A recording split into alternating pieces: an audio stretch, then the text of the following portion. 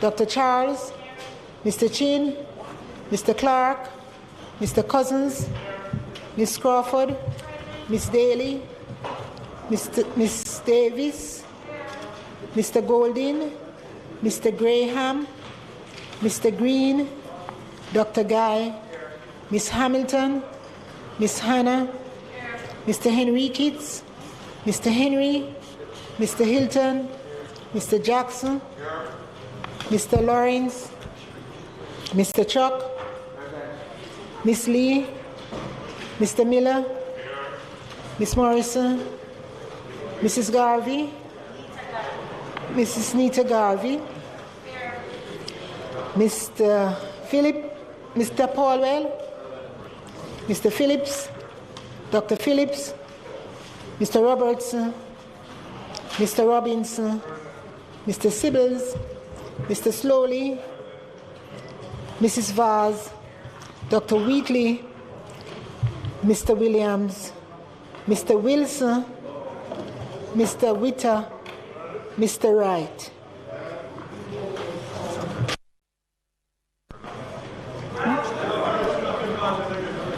Mr. Morgan, Mr. Terry Long.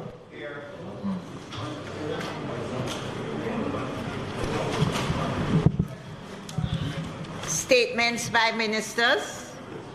Mr. Bard, Minister Bard. House Leader. House Leader. Statements by ministers. Thank you, Madam Speaker. Today we'll have one statement by the Honorable Dalvas, Minister of Science, Energy and Technology. Minister Vaz.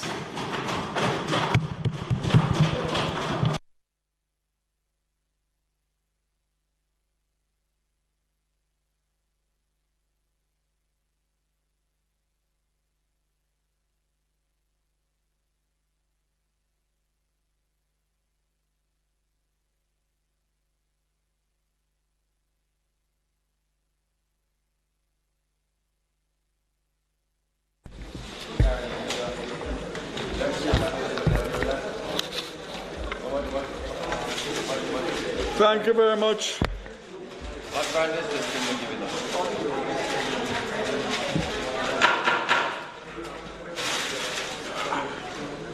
Thank you very much, Madam Speaker, for affording me this opportunity to provide an update to this Honourable House on the agenda to build a national broadband infrastructure to achieve the goal of universal access to the Internet by 2030.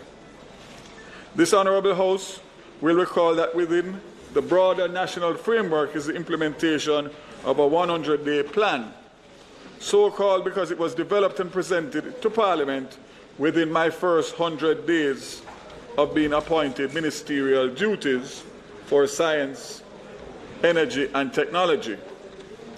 Let me remind Parliament that this 100-day plan is the ICT COVID-19 response, while the national agenda for broadband will build on the 100-day plan and will involve more extensive work to include policies, legislation, regulations, and significant infrastructural investments by both government and the private sector.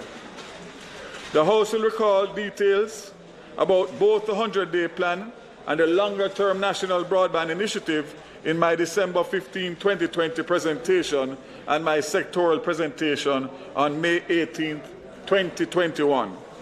Madam Speaker, today I will provide an update on the three initiatives that I announced in my December 2020 presentation. 1, digital television network. 2, expansion of the government fiber optic cable and microwave infrastructure. And 3, the expansion of public Wi-Fi hotspots. 2, update Parliament on what I termed as a COVID-19 response in my December presentation, which includes a prioritization of the communication needs of schools. Present a status report on the commitment that I made in my sectoral presentation in mid-May of this year regarding the provision of the technological solutions such as the Tablets in School rollout project, Tablets for Teacher program, and Own Your Own Device program. I will also, Madam Speaker, present an update on the longer-term National Broadband Initiative, provide information on the financing of the various components of the 100-day plan, Phase 1, and present, given the magnitude of what is required to be done and the multi-sector, multi-agency approach that is necessary, information about the management of the effort and the partners that are involved. Status on 3 initiatives announced in December. The Digital Television Network. The intention of this initiative was to provide the Public Broadcasting Corporation with the capacity to broadcast digitally over the air using digital television technology. The primary aim of this was to enable PBCJ to transmit over the air multiple channels of educational content on a 24/7 basis to allow students without internet access to be able to access educational content via their television, even if the television is not a smart TV. Given the complexity of the implementation of a free-to-air digital television system before the full implementation of the digital switchover and supporting standards and regulations, the PBCJ free-to-air digital television capacity proposal will now be executed as part of the longer-term National Broadband Initiative. However, Madam Speaker, in the interim, the Universal Service Fund has provided funding support of more than 20 million Jamaican dollars to the PBCJ to increase the number of playout channels that will be available on subscriber cable television networks, and particularly those operating in rural communities. This in turn means that students living in rural communities with cable television subscriptions will have access to more educational content through their cable service. Initiative number 2 is expanding the government fiber optic cable and microwave infrastructure. The second initiative I spoke of involved expanding the government-owned fiber optic and microwave communication infrastructure outside of the Kingston metropolitan area to all parishes. Madam Speaker, I think it is important to emphasize for this honourable House that we are trying to achieve by this initiative is no mean feat. Extending the government's fibre optic backbone to all parishes. A fibre optic cable gap analysis was done to identify areas across the country where there is currently little or no access to private dark fibre strands, which the government could seek to leverage. The analysis indicated that roughly 200,000 meters of new fibre optic cable must be installed between the parishes of St. James and Portland along the North Coast Highway. Another 100,000 meters must be installed along sections of the South Coast to repair and replace damaged cables. And an additional 300,000 meters... Minister, just a moment. There's a heavy murmur. I hardly hear. Thank you, Madam Speaker. And in addition, 300,000 meters of new fibre optic cables must be installed from each municipal corporation into the interior of each parish to facilitate connections to the select government entities such as public educational institutions. At present, the government, with the assistance from the private sector, has expanded its fibre optic footprint to provide connectivity to the parishes of St. Catherine, Clarendon, Manchester, Westmoreland, St. James, St. Thomas, and St. Anne. We have a commitment from a private internet service provider that will provide fibre connectivity to the parishes of Trelawney and Hanover by the end of October this year. The parishes of St. Mary and Portland will be connected when the fibre optic cables are installed along the North Coast Highway. I have met with the team at the National Works Agency and have received assurances that the installation of fibre optic cables along the North Coast Highway will be fast-tracked. I'm advised that the tenders for these works are already being developed with a view that these cables will be in place by December 2021. Simultaneous installations of microwave and fibre optic communication systems. While we are working to extend the fibre optic infrastructure, simultaneous efforts to install the microwave backbone is taking place.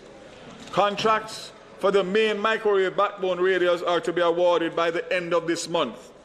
The microwave network will provide backup connectivity in the event that fiber optic cables are damaged. The microwave network will also enable fixed wireless connectivity to remote sites such as schools and has a capacity of 1.5 gigabit with the ability to scale as needed.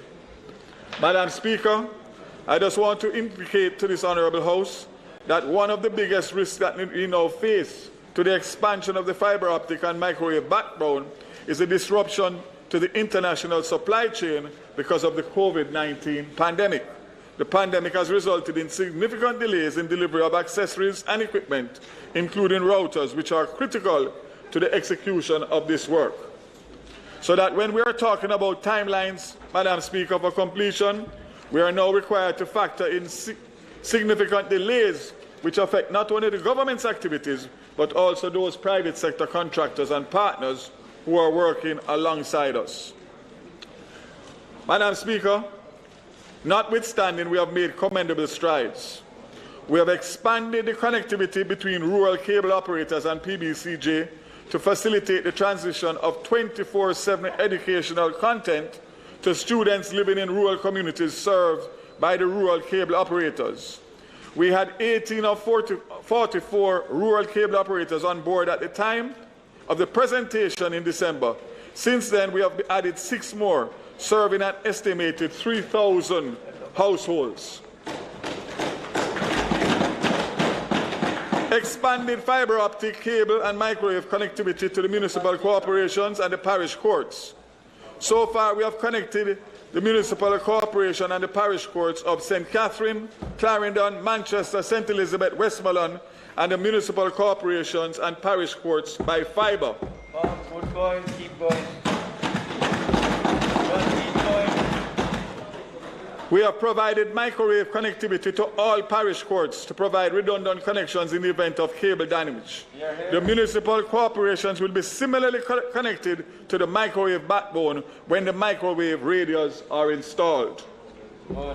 Madam Speaker, when I announced, we're going to speak now, Madam Speaker, expanding public Wi-Fi hotspots. So I know I'll get the attention of every member sitting in the House today. When I announced this initiative back in December, I said the government was unable to provide access to the internet to all homes and that this community Wi-Fi hotspot initiative would allow for easy access for residents in these communities. This community component of the public Wi-Fi intervention complements the original effort of the USF to provide free Wi-Fi at major sites. Recall, Madam Speaker, that I asked my colleague members of Parliament to provide a list of 3 locations within their constituencies that they feel should have public Wi-Fi hotspots. This initiative is being spearheaded by the USF in conjunction with eGovernment Jamaica, eGov Jamaica Limited, and the National Works Agency. I need the leader of the opposition to listen to this. All 189 communities have been selected based on recommendations of MPs. We are proceeding with the implementation in 4 phases. And let me just stop there. Based on a discussion I had and a meeting I'm to have on Thursday, I'm seeking to change from 4 phases to 3 phases and to have everything completed for the 189 Wi-Fi hotspots by the end of this financial year, which means March 2022. And if you take a look, Madam Speaker and colleagues, at the screen, you will see what Jamaica will look like after those 189 hotspots have been put in. And that, Madam Speaker, picture only represents 129 because 60 have yet to be selected that are in the process now. So just imagine 60 more of those dots and what that will do for Jamaica.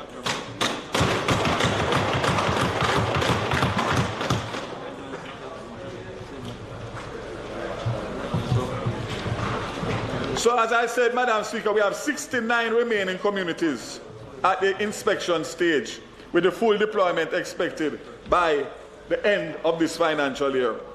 Madam Speaker, allow me to name the communities in phase 1. Jakes Road, Parade Gardens Community Center, Mile Gully Town, Chenyong Community, Islington,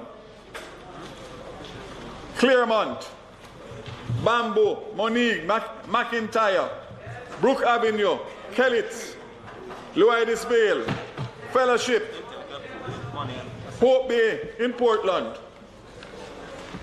Windsor in St. Anne, Bombay in central Manchester, Lionel Town in southeast Clarendon, Balaclava in northeast St. Elizabeth, Alligator Pond in South Manchester, Kellett Square, North Clarendon, Range Hill, Western Westmoreland, Cook Street, Western Central Westmoreland, Seaforth, St. Thomas, Duckenfield, St. Thomas, Portmore Gardens, Phase 2, De La Vega Hilltop, Facey District, and last but not least, Newlands in East Central St. Catherine. Madam Speaker, I heard the opposition leader on the television the other night complaining about the slow pace of this commitment that I made in May of this year. Let me just say that when I checked his status, his sites are to be selected and they are in process. But what I can tell you is, leader of the opposition, is that we are going to have 189 between May of this year and March of next year without breaching one procurement guideline. And everybody will get. Madam Speaker, I indicated as well in my December presentation the intention to increase the number of public Wi-Fi hotspots under the original program. 7 additional sites will be established: Falmouth, Savlamar, Morant Bay, Lucy, Spanish Town, Port Maria, Black River by the end of this financial year. Contracts have already been awarded for 3 sites and procurement initiated for the remaining 4 sites. Jamaica will have a total of 20 public Wi-Fi hotspots across Jamaica by March 31st, 2022.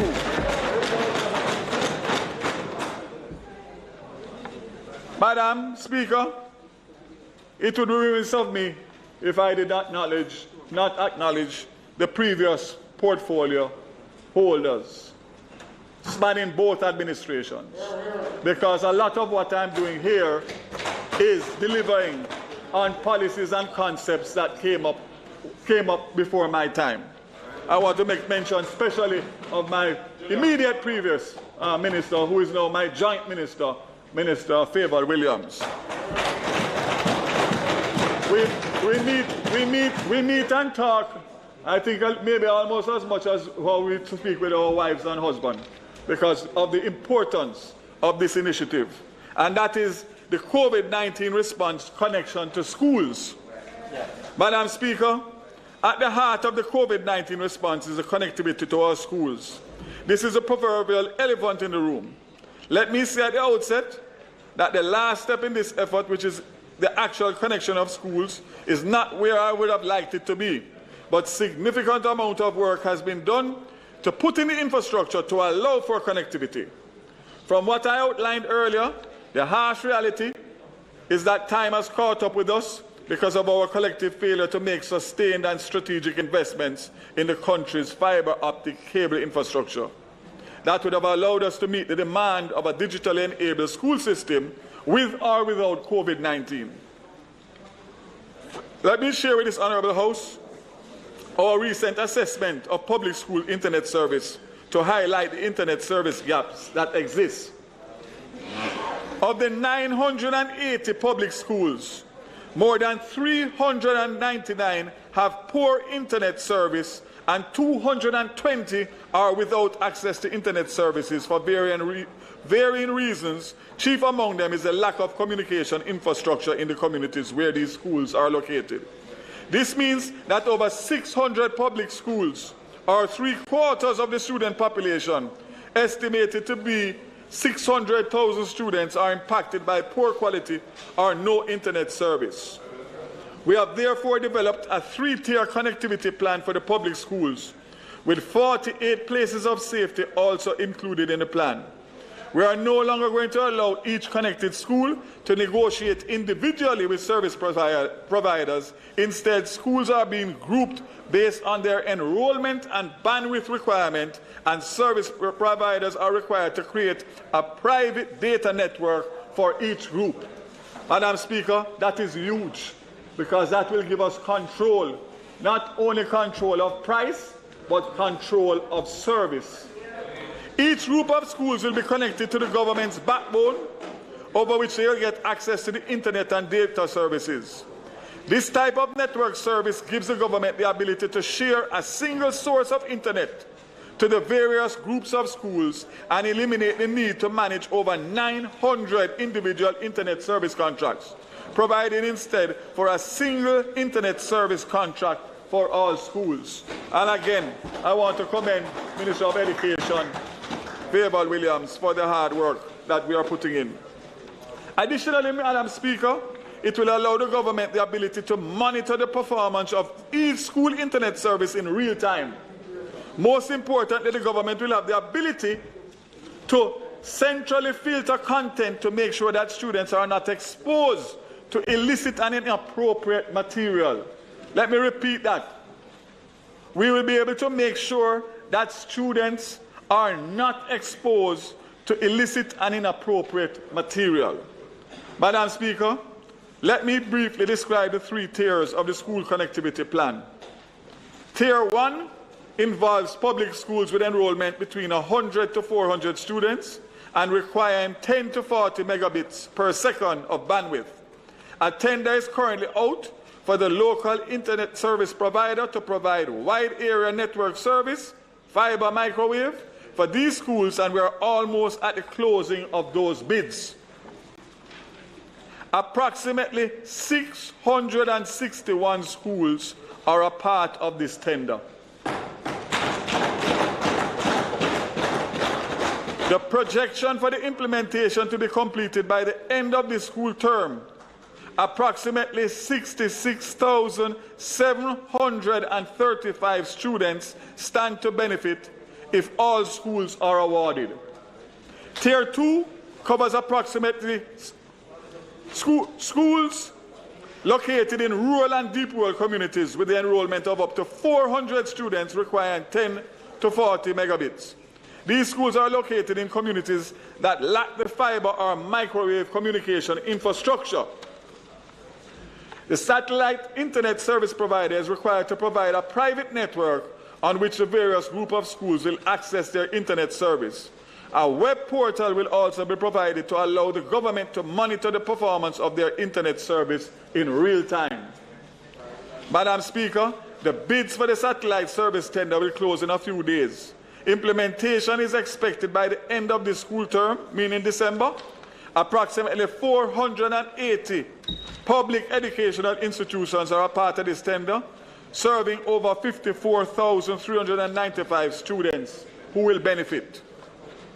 Tier 3, Madam Speaker, are schools that are with enrollment between 500 and 2,000 students and require bandwidth of 50 to 400 megabits. These schools experience some of the greatest difficulties in accessing quality internet service and represents the largest segment of the student population. Some of these schools are paying thousands of US dollars per month with the help of the alumni to ensure reliable access to the internet, as bandwidth usage increases for these schools on average between 50 to 100% per year. Madam Speaker, these schools will now be connected directly, once again, to the government's backbone. These connections will enable upload and download speeds of 1 gigabit, providing the schools with additional capacity for many years to come. Once again, Madam Speaker, this plan is not about today. This plan is about the future, and we will have to come back to this at another stage. So, Madam Speaker, we have identified 244 of these schools across the 14 parishes. These schools have a combined student population of 277,391 students. They cover, Madam Speaker, all parishes. There's a breakdown in my speech here, but in the interest of time, if there's anybody that would like to see the breakdown of the student population and the bandwidth and the name of the school, it's in my presentation. Once connected, Madam Speaker, these schools will no longer need or be required to pay a monthly recurring cost for their internet service. Just to give you an example, Madam Speaker, for those of us who know Kingston and St. Andrew, Arden High School was paying $5,000 a month in order to supply their students with a private provider to supply their students with internet and the required amount. Now, as of 2 weeks ago, Minister Williams, as of 2 weeks ago, they pay zero. Zero. So just think, Madam Speaker and colleagues, what Arden can do with an additional $5,000 a month to help offset other costs to improve their educational content. Madam Speaker, we have completed fiber connectivity to 45 of these high bandwidth schools. Of the 45 schools, 21 are accessing the internet service at the required bandwidth. The remaining 24 schools are awaiting the installation of equipment to activate the fiber cables. We anticipate that these 24 schools will be able to have internet access by the middle of October, with an additional 40 schools to be added by the end of November. Madam Speaker, the NWA is currently procuring qualified fiber optic cable contractors to aid in the installation of fiber optic cables to these high bandwidth schools in each parish. We expect to see an acceleration of fiber connectivity once the procurement is finalized. Madam Speaker, I'm therefore putting the educational sector on alert that we are approaching the end of an important procurement activity that will allow the pace of implementation to move much quicker. Of note, Madam Speaker, as well, is that the connection to these high bandwidth schools will increase the penetration of fiber optic cables into many communities that have no access to the internet. These schools will therefore serve as an anchor institutions to enable local providers to access spare fiber strands to expand their services to unserved and underserved communities. Once again, Madam Speaker, thinking of the future. So once the internet goes to the school can be the anchor, and communities and districts in and around that area can benefit from it. Once again, Madam Speaker, a holistic plan, something that governments have failed for many, many decades. This plan is a holistic plan and will address wide-ranging issues that we have been facing for decades. Madam Speaker, I just want to point out, because I do not want to accuse anyone to accuse me of not knowing my mathematics. The numbers I mentioned above add up to more than 980 schools and 48 places of safety that I mentioned. And those 980 schools are scheduled to be completed in this school term. When I spoke in May, I said September school term. Some people think I said September, but I purposely said September school term because I know what happens, and I know that if I'm finished by December, I would still not have misled the House or the people of Jamaica. Madam Speaker, this is why we have designed our connectivity plan in tiers. Timing is a very big factor, and so while there are many schools that may be connected via fiber microwave, because of the time it may take to get fiber microwave to these locations, satellite connectivity may prove to be a faster option, and so we have built in some overlap with the procurement process that will address to ensure that we'll have our schools connected in the fastest possible time with the best infrastructure that allows us to address the educational sector's immediate needs. Madam Speaker, I now turn briefly to the address I made and the commitments I made in my sectoral presentation. Provision of technological solutions. Madam Speaker, the government has committed and continued support to the education sector by the provision of devices to the teachers and students. By way of reminder, because some of our memories are very short deliberately, 40,000 tablets were procured at a cost of $982 million and distributed to students in the program for advancement through health and educational path under the Tablets in Schools rollout project. 26,000 tablets were procured at a cost of $809 million for teachers in public schools under the Tablets for Teachers program. 15,000 laptops were procured at a cost of $1.3 billion for students in the PATH program. $720 million were earmarked for our own your own device to assist 36,000 students to purchase a device. This initiative is continuing into this financial year. Madam Speaker, the expenditure across these initiatives amount to more than $3.3 billion in the last fiscal year. And again, I would like to acknowledge my colleague in the Ministry of Education, but more importantly, the Minister of Finance, without whom this would not be possible based on the allocations.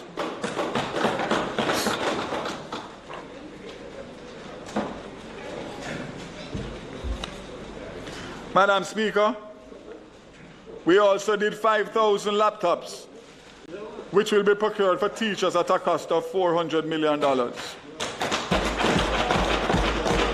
We expect to put 55,000 devices into the hands of students and teachers in this fiscal year at a cost of approximately $2.3 billion. These initiatives require significant procurement, which must be carried out in keeping with the Public Procurement Act. Very briefly, Madam Speaker, the bigger picture, which is a National Broadband Initiative update. The Honourable House will record that I announced my intention in the sectoral presentation to request of Cabinet and Parliament to designate the National Broadband Initiative as a national development project, and that the procurement is to be treated as a priority. That is still my intention, Madam Speaker. However, we are working to develop not only a national broadband network, but a comprehensive national broadband strategy, which looks at all factors that will support the viability of the network, once implemented and the use of the same by all segments of the population. Last year, the National Broadband Task Force and the Ministry, with keen support from our international development partner, the Inter-American Development Bank, identified the key inputs elements required to support not only the implementation of the strategy, but also the actual broadband network. Since May of this year, the International Finance Corporation has come on board to help us to complete our assessment of the best way to expand, finance, operate, and maintain the network itself. So far, stakeholder consultations have been held with regulators, government entities, and private sector telecommunications and utility providers. From these consultations, along with the other data we have provided, we expect that the IFC will be able to provide its recommendations on the best option to ensure that we have a sustainable island-wide open access network. In this regard, later this week, the technical officers from my ministry, the Ministry of Finance and Public Service, regulatory authorities, as well as representatives from the National Broadband Task Force, will be having preliminary discussions with the IFC team on these options, and it is expected by the end of the year we will have a complete assessment which will help us to chart the way forward. Additionally, our partners from the European Union have come on board and will be providing us with a consultant to assist in putting together the other necessary elements of the broadband strategy. The goal, Madam Speaker, remains to have a truly digital society by 2030, but to have the broadband initiative completed by 2025. As I said in my sectoral presentation, quoting from a former Prime Minister, it takes cash to care. Recall, Madam Speaker, that I indicated to Parliament that the 100-day plan will be fully funded by the government of Jamaica. It is a coordinated effort by all segments of the government. So far, the Ministry of Finance has put $1.8 billion, Ministry of Science, Energy, and its agencies $844 million, Ministry of Education $450 million towards the tablets for teachers and $750 for own your own advice, and the Ministry of Finance $330 million through the CDF, and Ministry of Justice $27 million, and other ministries $6 million. That takes us to a grand total of over 4 billion Jamaican dollars. 4 billion Jamaican dollars. So what that says, Madam Speaker, is it's one thing to have a plan. And for too long we have had several good plans, but unfortunately no fiscal space to support it. This plan is fully funded, Madam Speaker, and therefore there is nothing to impair us from getting it done other than making sure we navigate the procurement guidelines efficiently. Madam Speaker, at the outset of the presentation, I mentioned that the work to expand the national fiber optic and microwave infrastructure, connect our schools and select public entities, and to work towards the broader goal of universal access requires significant collaboration and cooperation across sectors and ministries, departments and agencies, with both technical, strategic, and financial advice. Let me stop here, or pause here, Madam Speaker, to commend the members of the National Broadband Task Force led by the Honourable Michael Leachin, the Infrastructure Subcommittee of the NICTAC, National ICT Advisory Council led by Mr. Keith Duncan, Ministry of Education and team, Minister and PS and team, Ministry of Finance and the Public Service, Ministry of Economic Growth and Job Creation through the NWA, eGov, USF e-learning, OUR, Spectrum Management Authority, and of course my entire team led by my PS in the Ministry of Science. For the effort in taking us to where we are, let us not underestimate the magnitude of the work that is to be done and the challenges that have been presented in carrying out this work in a pandemic. The government of Jamaica cannot, working on its own, achieve universal access. Strategic partnerships with the private sector and development partners are indispensable.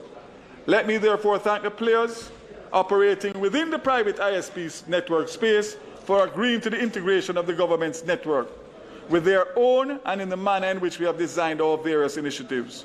2 of the 3 largest ISPs have been successfully integrated. I wish to also thank the many rural cable operators for partnering with the PBCJ to provide educational content to the students in rural Jamaica. I also acknowledge the operators of the highways for allocating access to their dark fiber, which has been critical for the expansion of the broadband network. Madam Speaker, we appreciate, as I said before, the support afforded to us by the IDB and more lately the IFC, which I mentioned. In concluding, I want to invite my colleagues to contemplate the strategic implications of what this fundamental shift to universal access to the internet will mean for the country, but also specifically what it means for the educational sector and educational outcomes, especially in a pandemic. Let us understand, Madam Speaker, no amount of increase in teachers' contact sessions will result in the recovery of the lost time attributed to the COVID-19. We must chart a different path. Madam Speaker, with these initiatives, therefore, we are meeting the challenge of equity. We are meeting the challenge of quality. We are meeting the challenge of access. We are meeting the challenge of high cost of internet access to public schools. Madam Speaker, I thank you and will provide another update to the Parliament and the people of Jamaica either before or at the start of the next school term in January 2022. Thank you. Madam Speaker. Madam Speaker. Madam Speaker. One. Madam Speaker, I ask for a deferral at this time. We will take your second statement after. If you could just... It's 1 page, you know. 1 page. Yes, I know, but... Okay. Yes. Right? Madam Speaker, I ask for a deferral at this point to take... yes. Members, House Leader is requesting that there is a suspension of the agenda and a deferral of the statement be made by the Minister now. So we are asking for deferral for us to move and to the item announcement, and thereafter the item notices of motions given orally. We're doing this to facilitate the fact that the first supplementary estimates are being laid on the table this afternoon, and we have the press who are standing by to deal it. So the question before the House is that we have a deferral of the completion of the Minister's presentation to Parliament and a suspension of the agenda as it stands. Those in favour? Those against? The ayes have it. So now I'm going to announcements. Just for clarity, when will we get back to today? Laid on the table of the House today are the Jamaica First Supplementary Estimates 2021-2022 and the Government of Jamaica Fiscal Policy Paper for the financial year ending March 22. Members? Interim report. We now move to the item, notices of motions given orally. I'm going to invite the Minister of Finance. Madam Speaker, I beg to give notice that at the next meeting of the House, I'll move the following motion. Be it resolved that the first supplementary estimates of expenditure for the financial year ending March 31st, 2022, and the interim fiscal policy paper, which were laid on the table of the House on the 28th day of September 2021, be referred to the Public Administration and Appropriations Committee of the House of Representatives for consideration and report. Madam Speaker, I further beg to give notice that at a later stage today, I'll move for the suspension of the standing orders to enable me to take this motion. And Minister Shaw asked you just to hold. We're just dealing with the estimates that are being tabled. Members, we now move to the item on the agenda, public business. Public business. Minister of Finance. Yeah, Julian. Let's have two.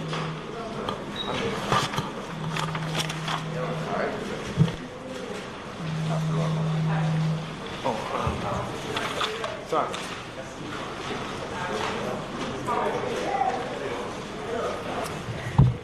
Can you just... Madam Speaker, I now move for the suspension of the standing orders to enable me to take the motion, notice of which I gave earlier. The question before the House is that the standing orders be suspended to enable the Minister of Finance to take the motion, notice of which he gave earlier. Those in favour? Those against? The ayes have it.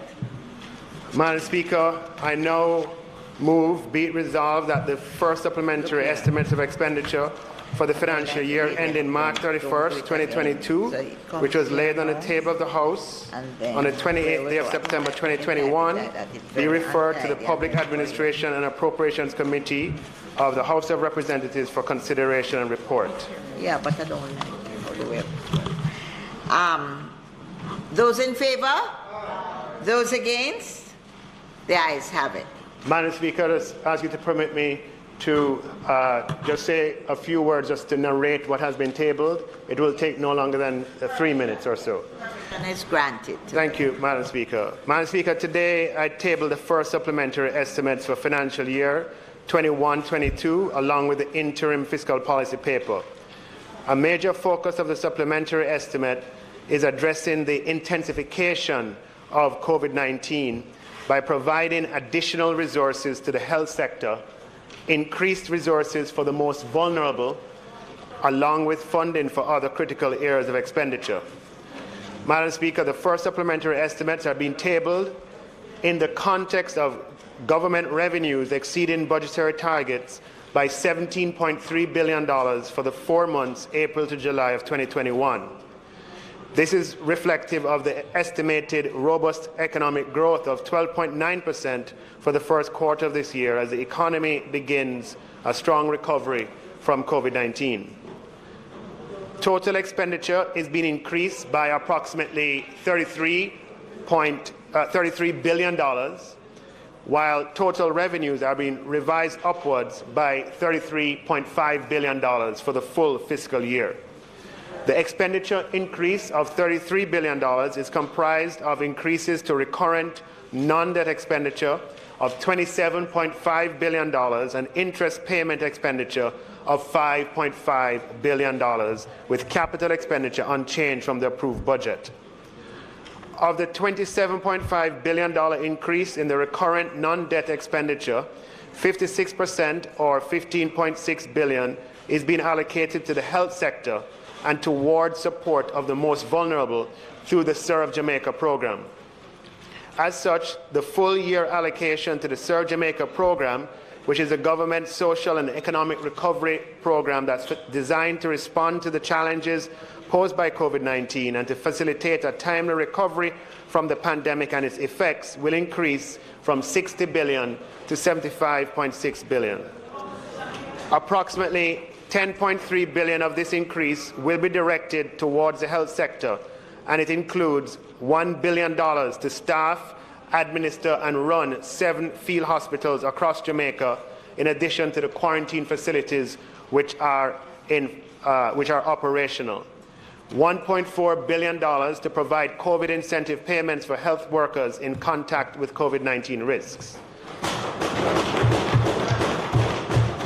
$731 million to increase manpower at regional health authorities and to settle outstanding gratuity payments.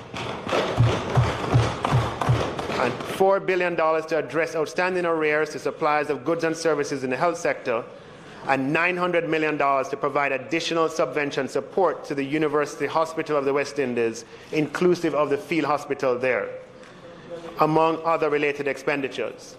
Approximately $5.3 billion will be directed towards increasing the allocation for targeted COVID-19 social assistance to the most vulnerable and to those who are affected by the pandemic. Additional allocations include increases of $2.7 billion to augment the provision in the approved budget for public sector wage settlements, $1.7 billion for the police department to address critical expenditure, including arrears to suppliers of goods and services, $1.4 billion in a subvention to the University of Technology, whose reserves have been depleted by COVID-19, and $1.5 billion to the Ministry of Economic Growth and Job Creation, $1 billion of which is for repairs and maintenance of secondary roads. Madam Speaker, capital expenditure remains unchanged at $54.2 billion for the full fiscal year. However, there have been reallocations within the capital budget due to implementation delays with some projects. The Southern Coastal Highway Improvement Project has been allocated a further $4.5 billion from this reallocation within the capital budget.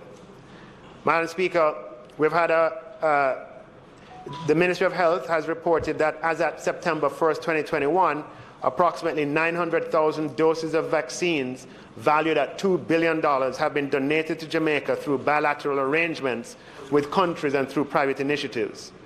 The value of these donated vaccines, Madam Speaker, have to be accounted for in the books of the government, and they are accounted for in the first supplementary estimates through an increase in grant resources. So the revenue increase I spoke of earlier, $2 billion of it is grants that have already been received in the form of vaccines, and at a second entry in the equivalent amount of recurrent program expenditure to account for the use of those vaccines. And accordingly, $2 billion of the government's resources originally intended for the procurement of COVID-19 vaccines has been redirected to fund other critical needs.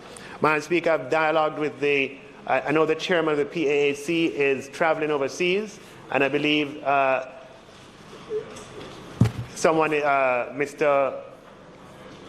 the member from St. Catherine is deputizing in his absence, and we're in discussions as to when the PAAC meeting can be held to facilitate a timely review of the estimates that have been tabled today. We're trying to see if Thursday can work, but that remains to be confirmed. Madam Speaker, I thank you for the latitude just to narrate an outline of what estimates contain. Thank you.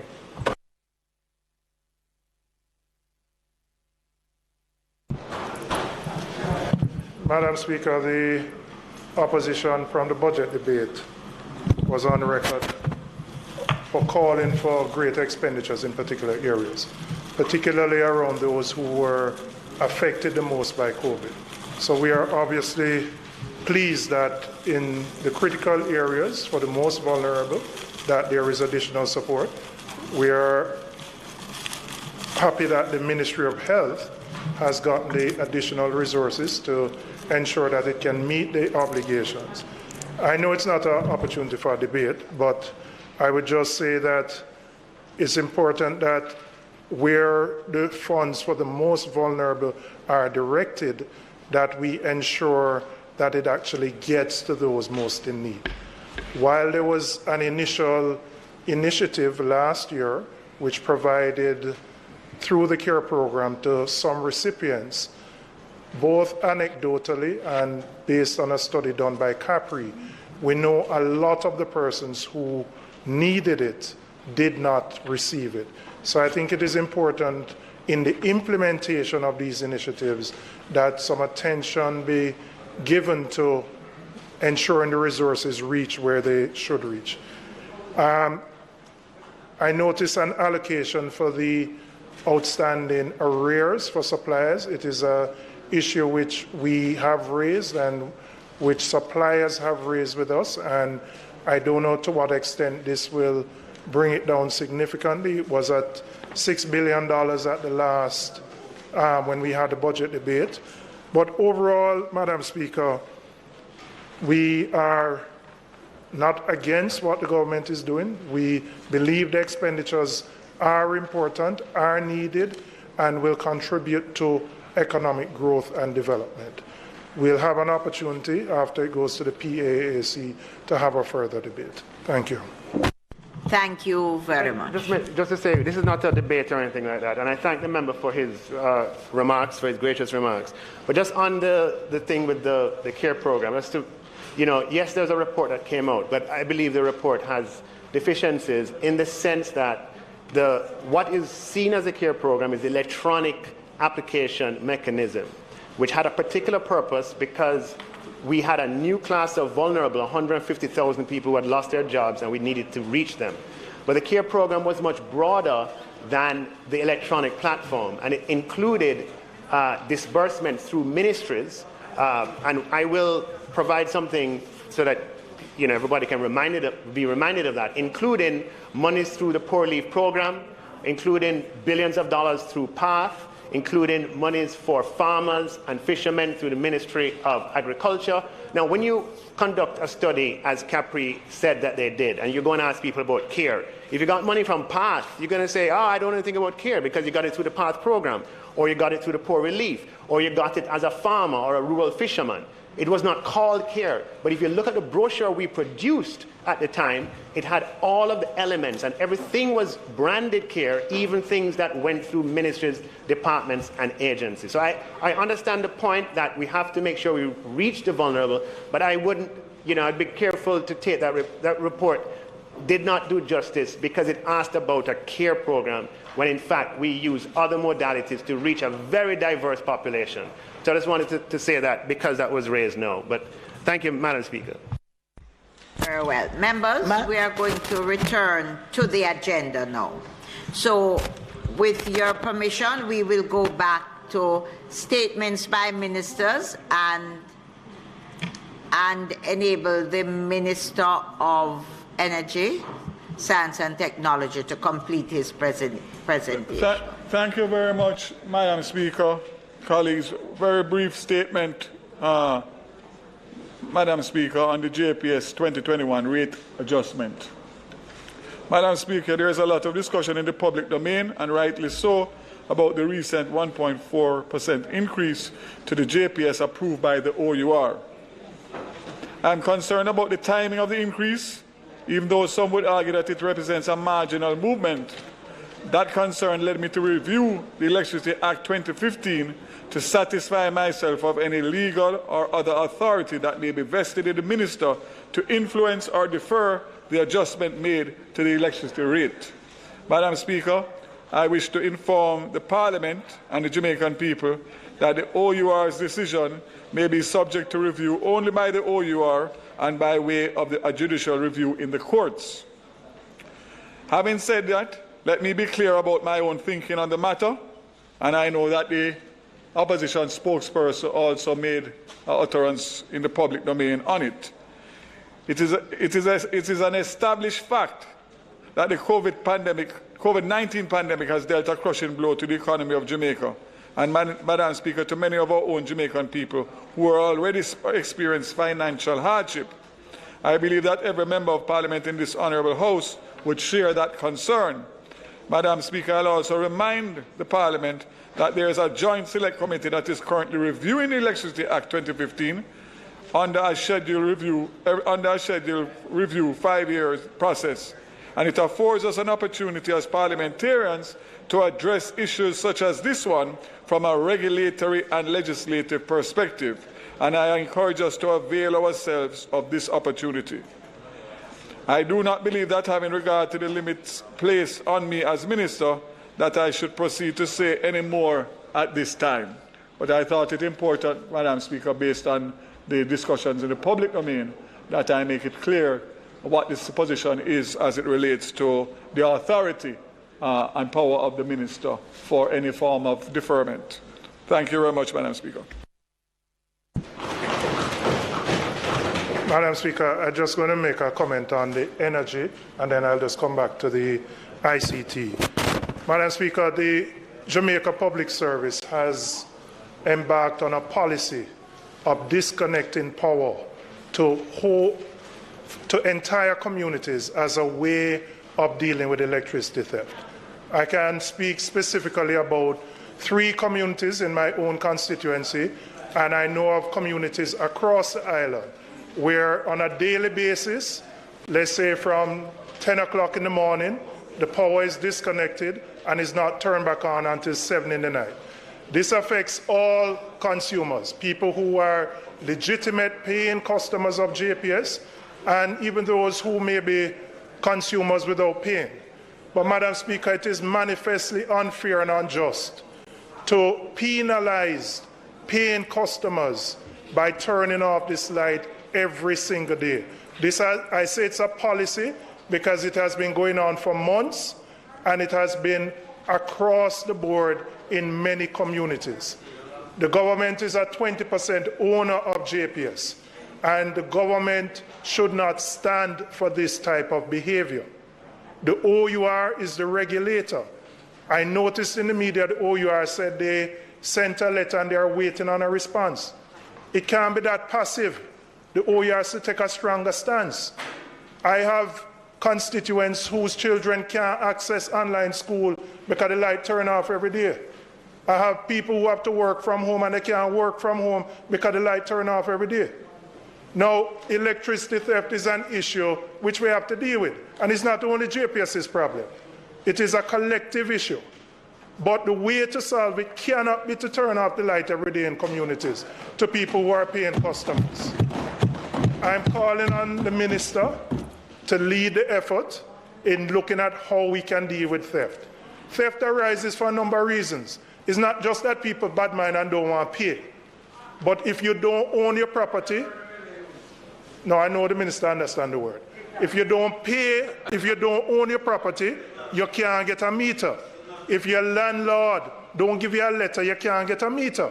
So in many of the urban areas, inner city communities where they're squatting, the people can't legitimately get a JPS meter. And the cost of rewiring. And then if your house is not wired and passed by the government electrical inspector, you can't get a meter.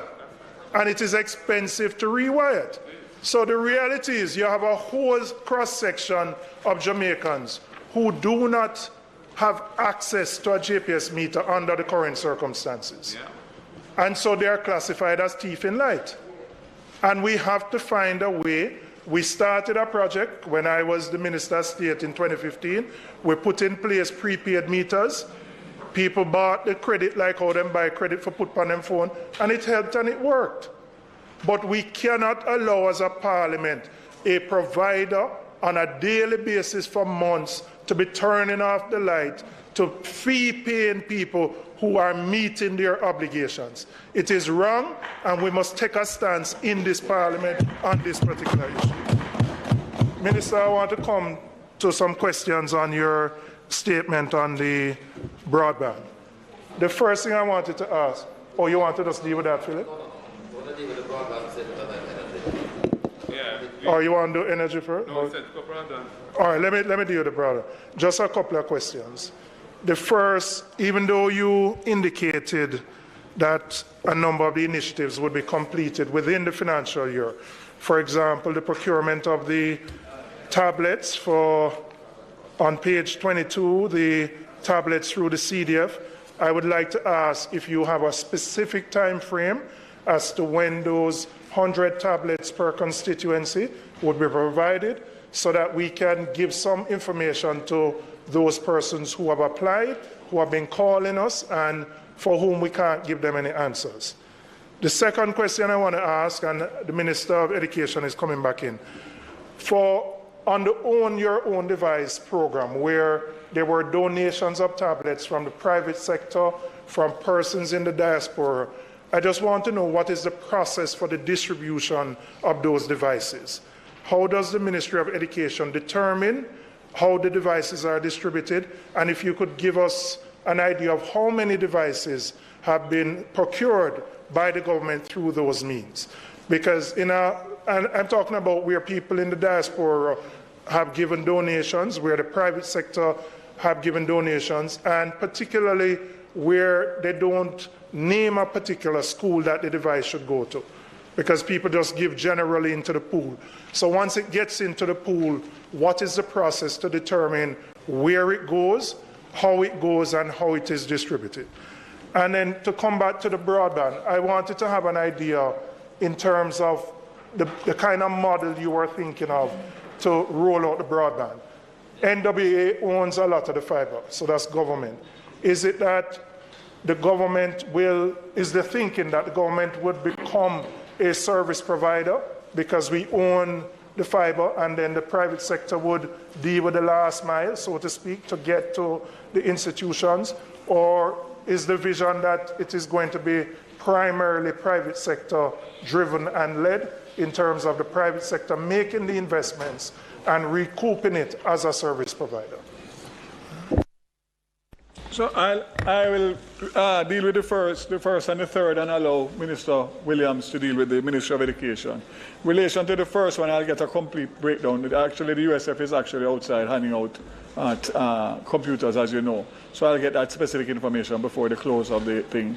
In relation to the third question, in relation to the broadband rollout, the IFCs, as we speak, looking at the various models. They are to come back to us by November. All of what you have said are on the table in relation to the final methodology of how we're going to roll it out. All of them have been looked at, because we have looked at several other models in different countries. So it's a bit premature on that, but I will keep you posted as the discussions unfold. But the IFC has gotten all the information they require from us now, so they are actually to come back to us now. We have one more meeting. Minister Williams, you want to deal with the Ministry of Education? Thank you.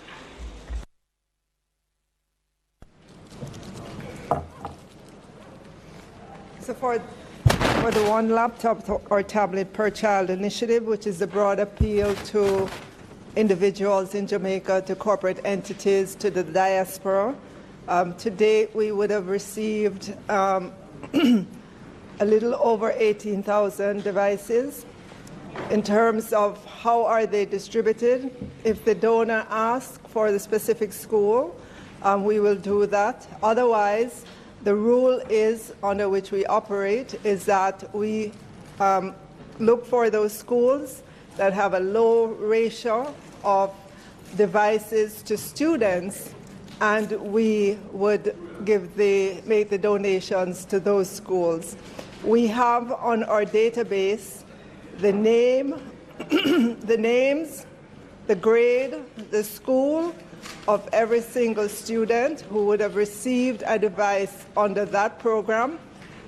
We keep a very good track of it, so that the program can be audited so that it gives assurance to all those who donate that the devices are going to beneficiaries who qualify, and that information is there and available for all to see in terms of exactly where these devices would have gone. As a follow, so given the delays in the tablets which are to come for the constituencies, the 100, wouldn't it be advisable then through the ones that you have in the general pool that you would have gotten donations from to at least start to share some of those tablets to the members of parliament through the persons who would have qualified based on the application process? Because it's obviously time sensitive. I mean, the longer we wait, we have kids who are missing school, not accessing any education at all. So I don't know what is in the pool right now, but my recommendation would be to use what is in the pool, even if you can't get to 100 per constituency, to give maybe 40 or 50 per applications, so that at least those get into the hands of the qualified students until you can get the 100 per constituency. I believe everything that we have has been distributed, but I can check to see if we've gotten any recent donations and just exactly what is available. Just a follow-up, Madam Speaker. There are many initiatives being pursued now, including what my colleague spoke about, including the distribution to the 40,000 students under the PASS program, and I see also where teachers are getting 5,000 laptops. We as members of parliament are inundated across the constituencies with requests, and it is important for us to know who get what, so that we don't have duplications. I fear that is going to be happening, especially because there has been time delays. So probably, Minister, you could give us a commitment about that, and that information would flow to the members of parliament. Thank you, member. Very, very good observation. We have that information, and we are going to make it available to all MPs. We'll begin by generating a report for you for the Own Your Own device to show you exactly how many persons would have gotten vouchers, how many persons would have redeemed their vouchers, and in all of your constituencies, there are persons who have not yet redeemed their vouchers, so you could get in touch with those persons. Across, in terms of the other programs, the PATH programs, we have that information, and we can share that with you as well. In fact, there is an application that's available right now. If you know the student registration number of the student, you can just plug it in and it will tell you if that student is the beneficiary of any government program for devices. So that is available. That is something we have sent out to MPs, but we can resend that information again so you can check. As long as you have, even if you have just the name, you can type in the student name and it will tell you if the student has been a beneficiary of any of the government programs. Yeah, okay.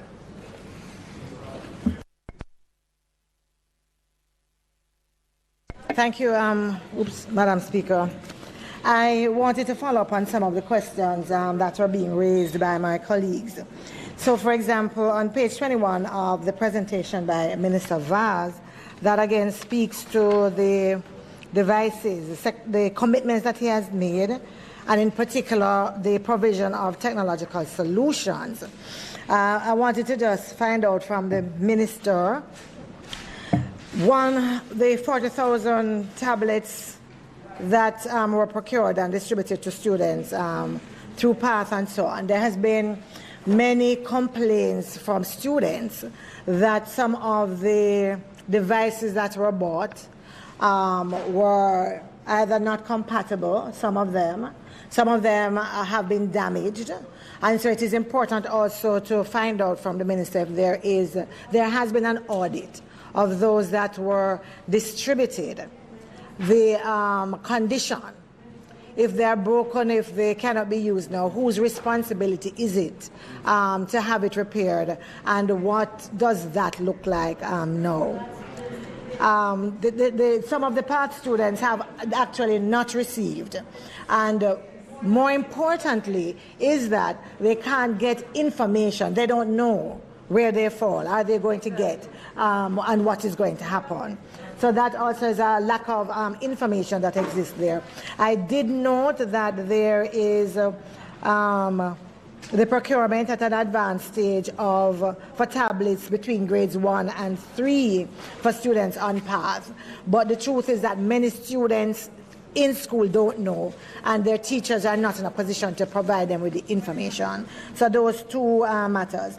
In terms of the tablets and devices that were also provided for teachers, there have been some questions about the suitability again of the devices that were provided, and I would love to have an understanding if the minister has done an audit of those, how many are left to get, and what is the feedback from teachers around that. You did answer the ones about the own your own device and how we follow up on that, so that is important. The minister also spoke about just give me 1 second here. In terms of whether it is the bandwidth, improve the bandwidth, whether it is the internet service that the minister is talking about, having one contract so all the schools could be connected and so on. The focus was here on public schools. And I agree with the minister that improving our technological backbone is important for our recovery in COVID, especially in education. The private schools have taken a very big hit as well. And I wanted to know if there was any discussion with private schools in terms of any kind of partnership in terms of that. I also wanted to ask the minister. The minister said that we are meeting the challenge of equity and the challenge of access and the challenge of quality. And I wanted to say, Minister, that might be your intention. I don't think we are there. And I don't think we can boast until we have done the kind of audit that ensures that we can make those boasts.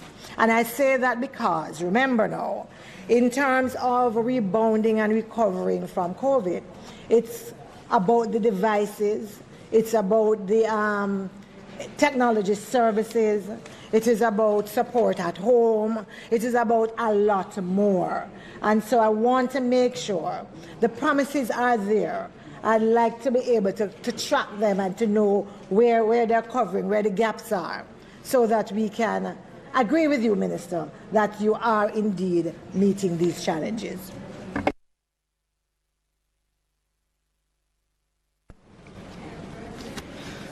Okay, member, you've posed a number of questions. Let me start with the one with regards to devices for PATH students. Not every single PATH student would have received a device as yet.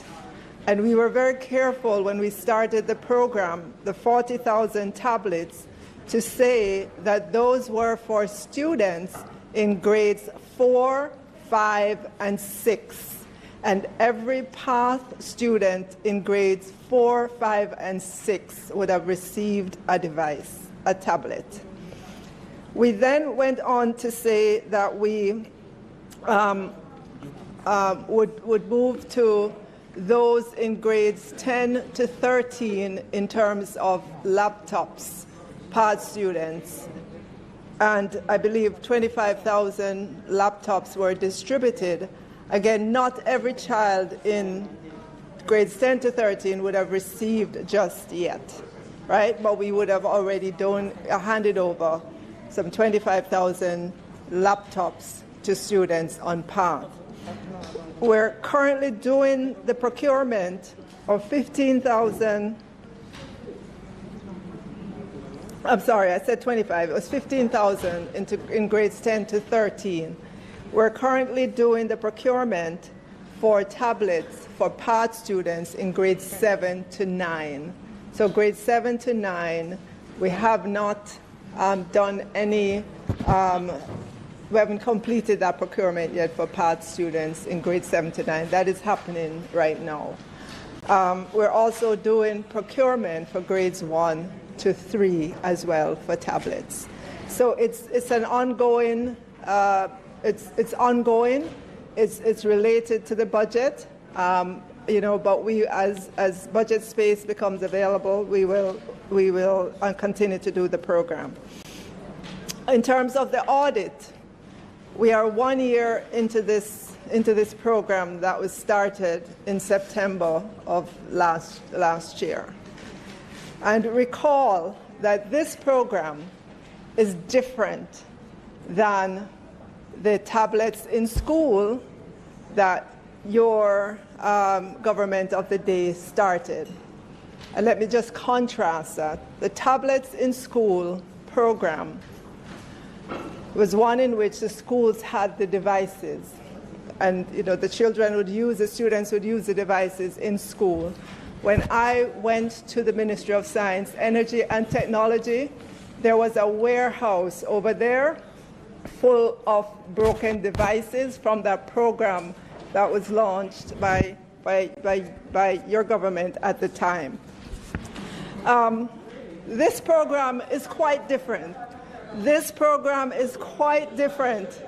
This program is quite different.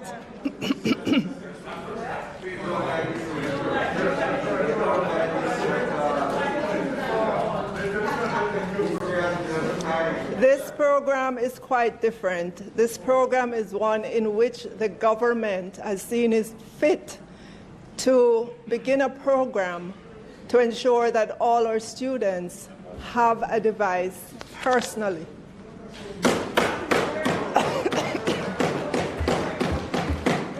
The device is theirs to travel with through their school year. We have been educating them to keep and care the devices. So to the extent that they do not give adequate care to these devices, we have indicated to parents that it is their responsibility to replace those devices for their students. The government is making the initial donation, donation of devices to students, and if you don't care it, that it's your responsibility to replace it. All right. With regards to teachers, you asked about the appropriateness of the tablets for teachers, of the device. Okay, so in 2019 into 2020, teachers were given a tablet as part of their heads of agreement that they signed in 2017. At the time in 2017, we were not in a pandemic. Our children were not in online school. As part of the agreement between the JTA and the Ministry of Finance and the Public Service, there was an agreement to give teachers tablets. It just so happened that the procurement came to fruition during the time of the pandemic, and so the distribution happened during the time of the pandemic. But I've always said, ever since I've been at the Ministry of Education, Youth and Information, that a laptop is more appropriate for teachers. That's a tool that they should be using. And so I'm extremely happy today that Minister Vaz announced the beginning of our Laptop for Teachers program with an initial 5,000 laptops for teachers. And yes. And so as soon as that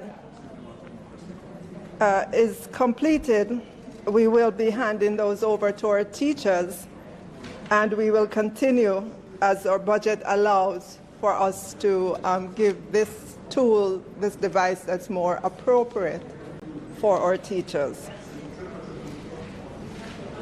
With regards to the private schools, as to whether or not there's any partnership regarding bandwidth, at this moment there isn't, but that doesn't mean that there cannot be. I wouldn't be able to say what form that would take, but we're working. Our focus now primarily is on the public schools and on primarily on the public schools all across the range of grades, all across the range of schools, primary and high schools, in order to ensure that the schools themselves have adequate bandwidth connectivity so that they can serve the students, whether they're in the online world or when they come back into the face-to-face environment. Thank you.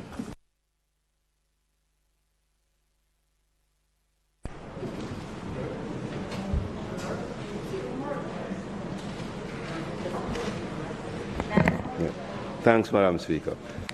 Minister Vaz, I thank you for your update to the Parliament. In your 220 schools without connectivity, I have 3 of them, so I don't know how I'm so bad lucky. So I have a question and a suggestion. With the USF Wi-Fi hotspots, could there be some priority given to the areas close to those schools to ensure that the hotspots are placed in there? Because the schools, the area where the schools are in, there's no connectivity. But like here, there is service. So could you prioritize then hotspots for these areas so at least the students can have some access? So that's my question to you. Member, that sounds more than a reasonable suggestion. If I would ask you to just drop me a note on it so that I can action it with the USF. Okay, thank you, Minister.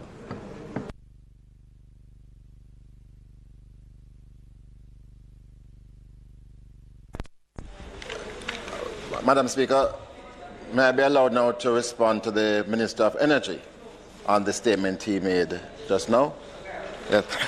Madam Speaker, the Minister will know that I'm deeply disappointed by the statement, especially after the Prime Minister had responded to my plea 2 weeks ago. And remember, Madam Speaker, my plea wasn't that there was no justification in the OUR's ruling. I did not enter the matter dealing with the legal and regulatory effect of the OUR's ruling.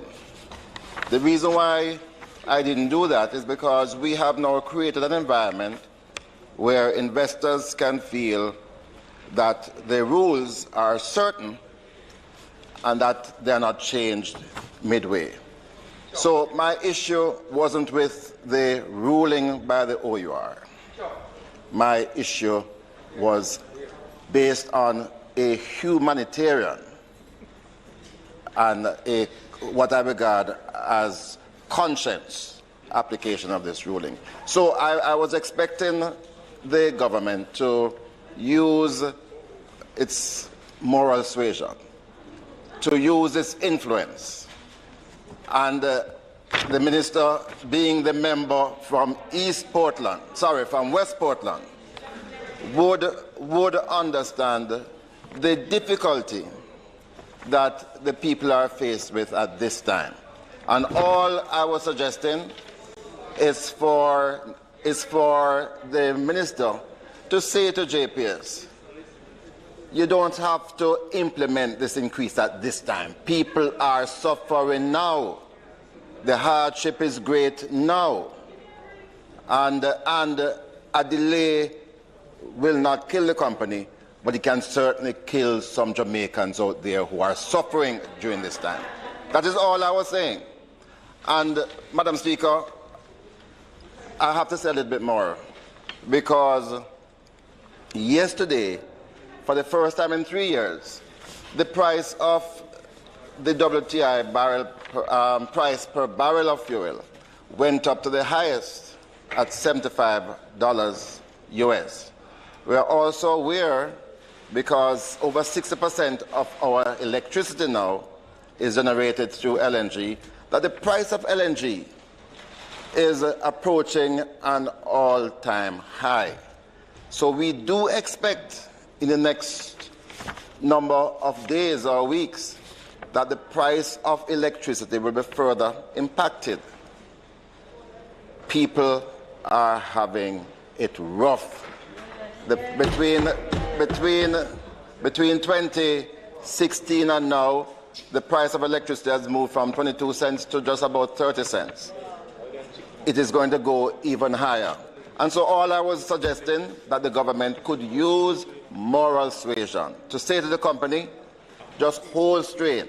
Let us wait until the burden of this pandemic is relieved before we implement this increase. And I still believe that it is not too late to achieve that, Madam Speaker. Thank you. Madam Speaker, I want to raise an issue with the minister for when he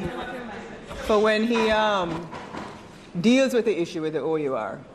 Madam Speaker, Jamaica, there are only 4 other countries in the world that pay higher electricity rates than Jamaica: Denmark, Germany, Belgium, and Bermuda. Now, I know in 2009, Bruce Golding tabled the National Energy Policy. At that time, it was to diversify the energy base, and successive administrations did tremendous work on it. As a matter of fact, at the end of 2015, based on the diversification of energy to introduce wind, solar, and LNG, there was 460 megawatts that was basically generated from those sources. So we know that JPS makes money 2 ways: from the generation and the distribution. Currently, in this region, Jamaica still pays the highest, and my colleague spoke to it, about 30 cents per kilowatt hour. Now the question is, and JPS says a number of things. When you get your light bill, you have a number of things on it, including government tax and a host of issues. But there are really 3 areas: the government tax, JPS's profit margin, and the theft that JPS says that is in the marketplace of about 200,000 households who steal electricity. That accounts for 17.5% of other people's electricity bills. So in other words, and my colleague from Southeast St. Andrews spoke to it. So in other words, they're also charging people to supplement for those people who steal. The problem, though, Minister, is that other jurisdictions in the Caribbean, like Trinidad, pays 7 cents US per kilowatt hour to generate and distribute. I am aware. Members, we are dealing with the whole issue of electricity, which is important to all of us. Please, let us hear what is being said. I am aware, Madam Speaker, and the noise doesn't distract me. I'm aware that in this country there are private providers who still supply fuel to JPS at 17 cents to generate that. So in other words, if it is 17 cents to generate it, why is JPS still charging 29 cents per kilowatt hour? What is the 12% in terms of distribution? So why is it that Jamaicans are still paying such a high cost for electricity for JPS's own inefficiency in terms of distribution? That's the question I have.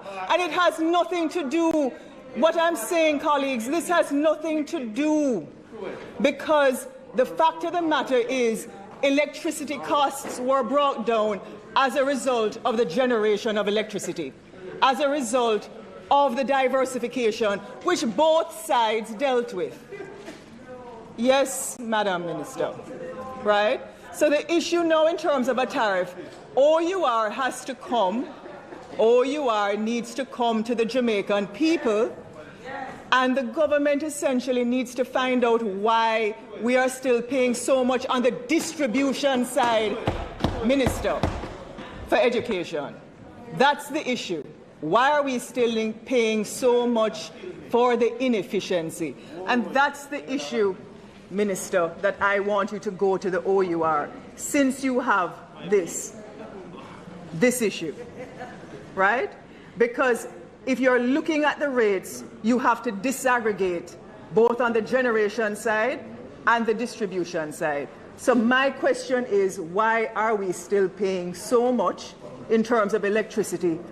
And why is it that JPS is still being so inefficient, therefore, on the distribution side? Because we know that the costs have gone down as a result of the generation. Following on that theme, Minister, and going back to a point made by the member for South East St. Andrew, where communities in his constituency have been put under heavy manners from JPS, so to speak, and where persons are unable to access electricity for protracted periods during each day. And I've had a similar problem in at least one community in my constituency. Minister Vaz, the issue of regularization of persons who do not have a proper contracted supply is a huge issue across the country.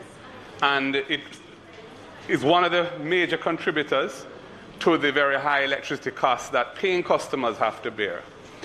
But there is no real program or no adequate program for assisting the hundreds and thousands of persons who are presently not contracted customers of JPS to regularize their supply. So it is true that NESAL had transferred that to JISTV, and JISTV is handling it now, but the resources available to JISTV are so minuscule for this that when you're talking about a community where you may have 1,000 families that need to be regularized, and each one is expected to find $75,000 to $100,000 just to rewire, get it inspected, then get it certified, and then enter into a contract with JPS, typically now for prepaid billing. They can't manage it. And so the problem continues, and the hard line that JPS is taking with these residents across the island continues. And it is affecting the social fabric of the society, because children can't access online education because there's no electricity. A little lady who has a little fridge selling ice cream, her fridge lock off, she can't sell nothing. Beverages can't be cooled. So it is affecting the people at that sector of the society, poorer people, very, very adversely.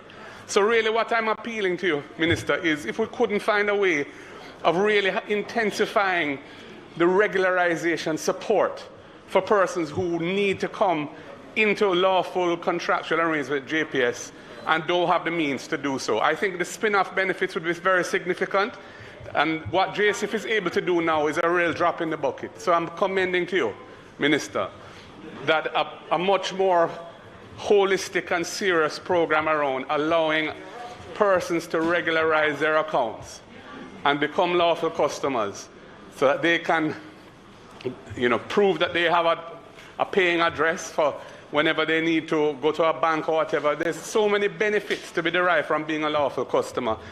And every other paying customer will benefit because there'll be less people who are using electricity without paying for it. So, Minister, this is a major social issue, and it needs to be addressed as a matter of urgency. Thank you. Minister, thank you very much. Just one second. Minister, I want to associate myself with the remarks of my colleagues before. Just to say that I want to emphasize the point that the scale and scope of this lock-off from paying customers by JPS is very, very broad and impact not just uptown areas, in particular middle working class areas, but in a number of the communities I represent.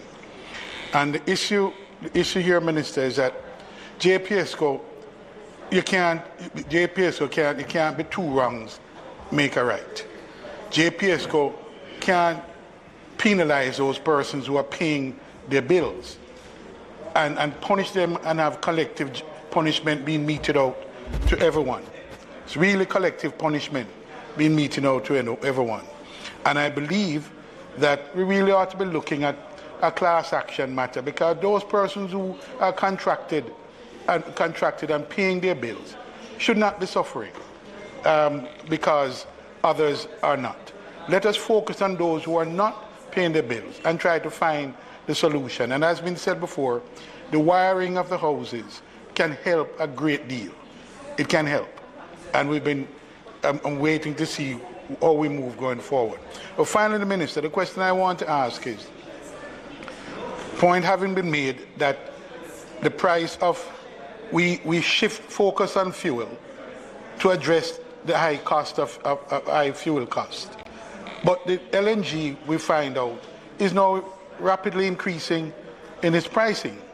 What is it, and we have an arrangement, existing arrangements, the LNG entities here in Jamaica, we are fortunate.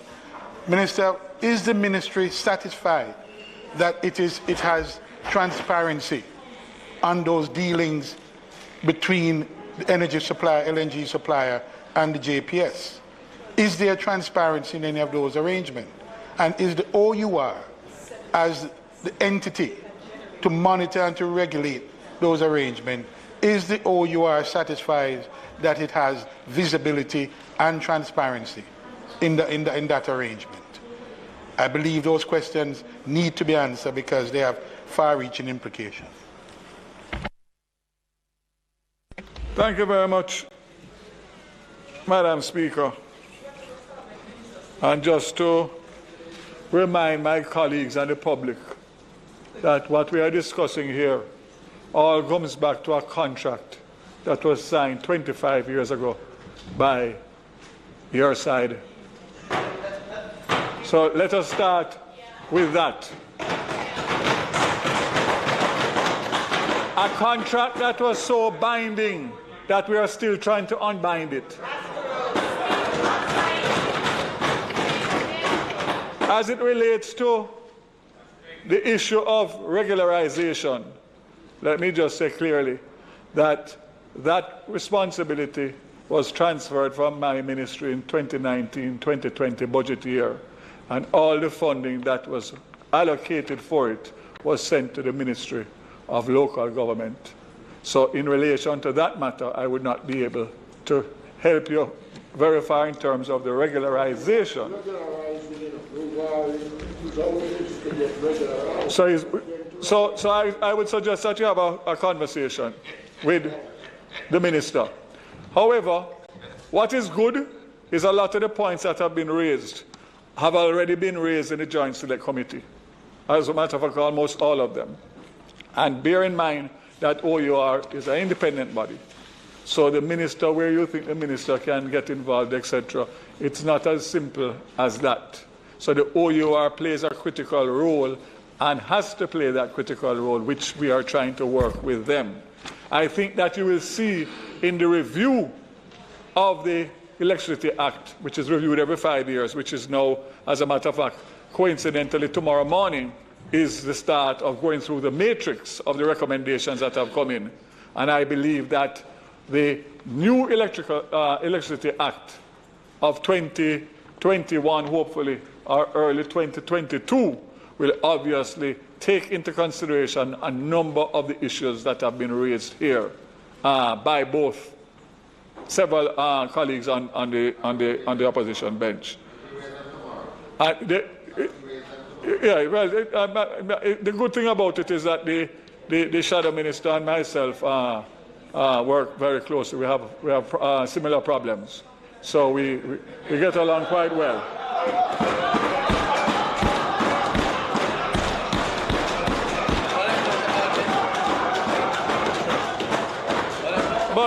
But in fairness, everybody knows that when it comes to my portfolio responsibility, I put the politics aside and I communicate very well and work with my opposition spokespersons, whoever they may be.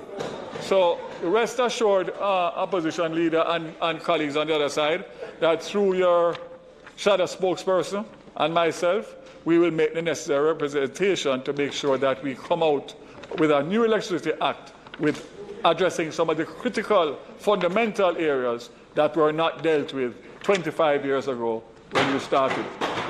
Thank you.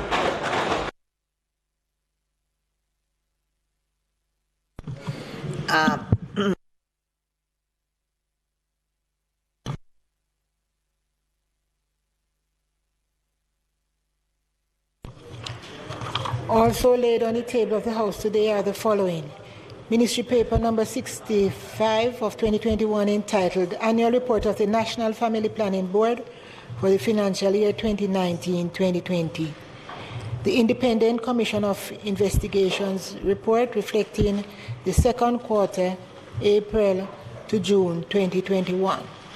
Provisional Collection of Tax Amendment of Schedule to Stamp Order Act Order 2021, Confirmation and Continuance in Force Resolution. The Provisional Collection of Tax Amendment of Schedule to the Stamp Duty Act Order 2021 Gazette number 23A dated April 1, 2021. The Legal Aid Amendment Regulations 2021. The Agricultural Loan Societies and Approved Organizations Regulations 2021 and the Agricultural Loan Societies and Approved Organizations Regulations 2021 Resolution. The National Population and Sustainable Development Policy 2029 Green Paper number 1 of 2021, Draft Program of Action. Report of the Internal and External Affairs Committee on a review of the zones of special operations in existing communities and the aquaculture, inland and marine products and byproducts, inspection, licensing and Export Act 2013. And the report of the Joint Select Committee on its deliberations on the Law Reform Zones of Special Operations, Special Security and Community Development Measures Act 2017, and certified appropriation accounts for Head 56,000C, Ministry of Science, Energy and Technology for the year 2019-2020.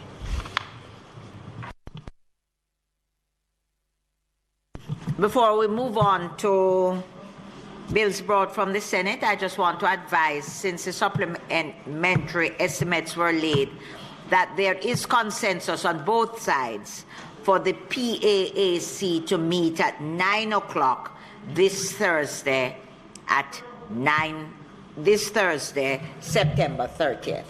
So there is consensus from both sides that PAAC will meet to consider the supplementary estimates.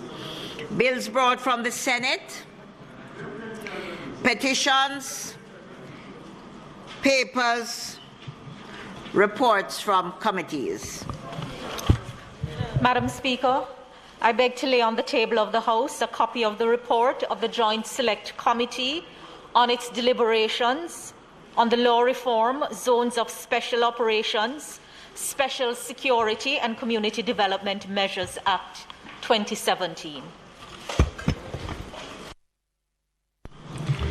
Madam Speaker,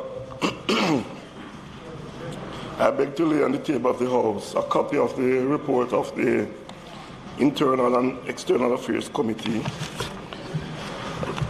a review of the zones of special operations in existing communities and the aquaculture, inland and marine products and byproducts inspection, licensing and Export Act 2013. orally. Madam Speaker, I beg to give notice that at the next meeting of the House, I will move the following motion. Be it resolved that the Legal Aid Act Amendment Regulations 2021, under the Legal Aid Act, which was laid on the table of the House on the 28th day of September 2021, be referred to the Regulations Committee of the House of Representatives for consideration and report. Madam Speaker, I further beg to give notice that at a later stage today, I will move for the suspension of the standing orders to enable me to take this motion. Madam Speaker, I beg to give notice that at the next meeting of the House, I will move, be it resolved that the report of the Internal and External Affairs Committee and a review of the zones of special operations in existing communities and the aquaculture, inland and marine revenue products, marine products and byproducts Inspection, Licensing and Export Act 2013, which was laid on the table of the House on the 28th day of September 2021, be approved. Attorney General. Madam Speaker, I beg to give notice that at the next meeting of the House, I will move, be it resolved that the report of the Joint Select Committee on its deliberations on the law reform, zones of special operations, special security and community development measures Act 2017, which was laid on the table of the House on the 28th day of September 2021, be approved. Minister Clark. Madam Speaker, I beg you to give notice that at the next meeting of the House, I will move the Provision Collection of Tax Act, the Provisional Collection of Tax Amendment of Schedule to the Stamp Duty Act, Order 2021, Confirmation and Continuance in Force Resolution. Whereas Section 3, Subsection 1 of the Provisional Collection of Tax Act, hereinafter referred to as the Act, empowers the Minister responsible for finance to make an order, hereinafter referred to as a Provisional Collection of Tax Order, providing for the variation of any tax for the time being in force, for the renewal for a further period of any tax in force during the previous financial year, or which was imposed for any limited period, or for the imposition of any tax. And whereas Section 3, Subsection 1 of the Act provides further that, notwithstanding anything to the contrary, the provisions of a provisional collection of tax order shall, for the period limited by that section and subject to the provisions of the Act, have effect as if contained in an Act of Parliament. And whereas Section 3, Subsection 3 of the Act provides that a provisional collection of tax order shall, subject to Section 3, Subsection 4, continue for a period of 6 months, next following publication thereof in the Gazette, unless the House of Representatives by resolution authorizes the continuance in force of the order for an additional period of 3 months.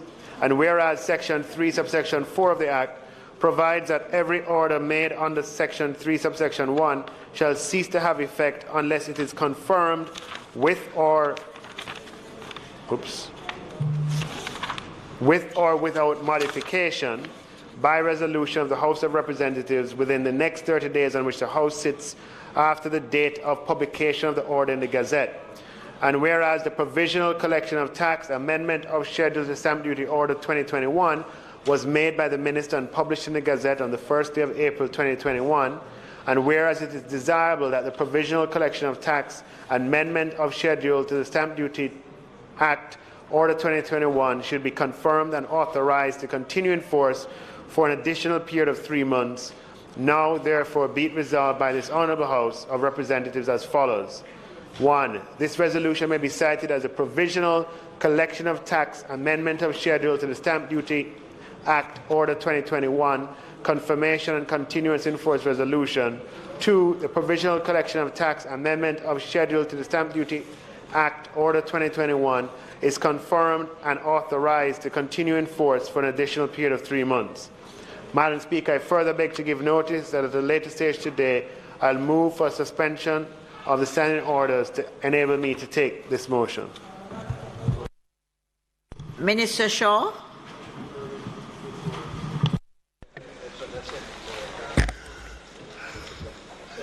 Madam Speaker, Madam Speaker, I beg to give notice that at the next meeting of the House, I'll move the following motion. Agricultural Loan Societies and Approved Organizations Act 2017, Agricultural Loan Societies and Approved Organizations Regulations 2021 Resolution. Whereas by virtue of Section 54, subsection 1 of the Agricultural Loan Societies and Approved Organizations Act 2017, hereafter referred to as the Act, the Minister may make regulations to give effect to the purposes of the Act. And whereas Section 54, Section 2 of the Act provides that regulations made under the Act shall be subject to affirmative resolution. And whereas on the 24th day of September 2021, the Minister made agricultural loan societies and approved organizations regulations 2021. Now therefore be it resolved by this Honourable House as follows. This resolution may be cited as the Agricultural Loan Societies and Approved Organizations Regulations 2021 Resolution. The Agricultural Loan Societies and Approved Organizations Regulations 2021 are hereby affirmed. Madam Speaker, I beg also to give notice that at the next sitting of the House, I will move to introduce and have read a first time a bill shortly entitled an Act to Amend the Companies Act 2021. Thank you, Madam Speaker. Thank you, Minister. Questions and answers to questions? Madam Speaker, I beg to give notice that at the... Madam Speaker, the time being 4:34, I now move that the House be allowed to receive and answer questions at this time. The question before the House is that the time being 4:35 now, the agenda, we allow questions and answers to questions to be taken at this time. Those in favor? Those against? The ayes have it. Madam Speaker, I beg to give notice that at the expiration of 21 days, I will ask the Minister of Education the question standing in my name. Motions that may be made at the commencement of public business requiring notice. Motions relating to sittings of the House. Motions for leave to introduce bills. Presentation of bills without leave of the House first obtained.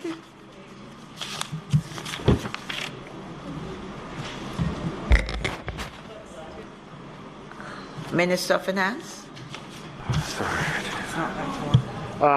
Madam Speaker, I now move to introduce and have read a first time a bill shortly entitled the International Corporate and Trust Services Providers Change of Name and Amendment Act 2021.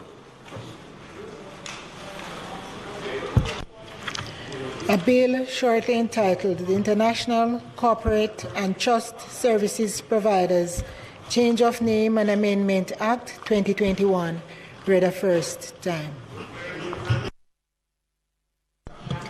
Public business. Members, a private bill shortly entitled the Sisters of Mercy of Jamaica, British West Indies, Validation, Indemnification and Amendment Act 2020-21 has been presented to this Honourable House. The standing orders of the House of Representatives stipulates at order number 85-7 that private bills must be considered by a special select committee. However, before this can take place, the bill must be read a second time. I now therefore move that a bill entitled An Act to Amend the Sisters of Mercy of Jamaica, British West Indies Incorporation and Vesting Law 1954 to make provision for the replacement of the offices which constitute the Sisters of Mercy of Jamaica, British West Indies, to make provision for the Sisters of Mercy of Jamaica, British West Indies, to be conferred with express powers to govern its management and administration, and to validate and indemnify acts carried out by the Sisters of Mercy of Jamaica, British West Indies, in good faith during the period commencing on the 12th day of April 1954 and ending on the date of commencement of this Act, to be now read a second time. The question before the House is that the bill be read a second time. Those in favour? Those against? The ayes have it. A bill entitled An Act to Amend the Sisters of Mercy of Jamaica, British West Indies Incorporation and Vesting Law, 1954, to make provision for the replacement of the offices which constitute the Sisters of Mercies of Jamaica, British West Indies, to make provision for the Sisters of Mercies of Jamaica, British West Indies, to be conferred with express powers to govern its management and administration, and to validate and indemnify acts carried out by the Sisters of Mercy of Jamaica, British West Indies, in good faith during the period commencing on the 12th day of April 1954 and ending on the date of commencement of this Act, be now read a second time.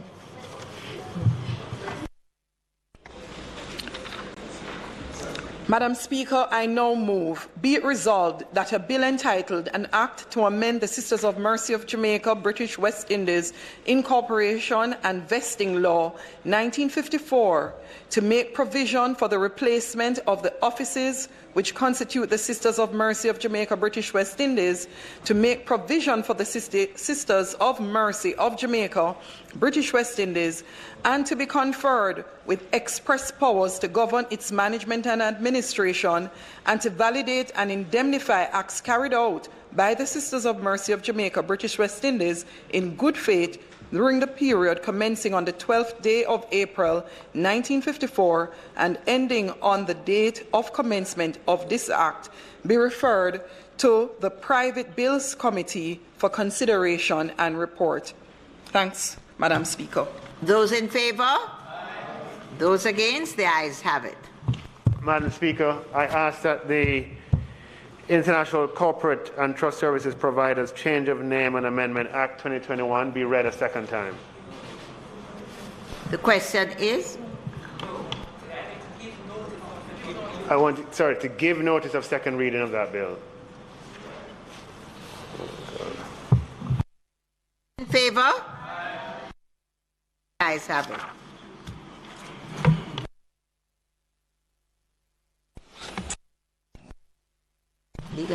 Madam Speaker, I now move for the suspension of the standing orders to enable me to take the motion, notice of which I gave earlier.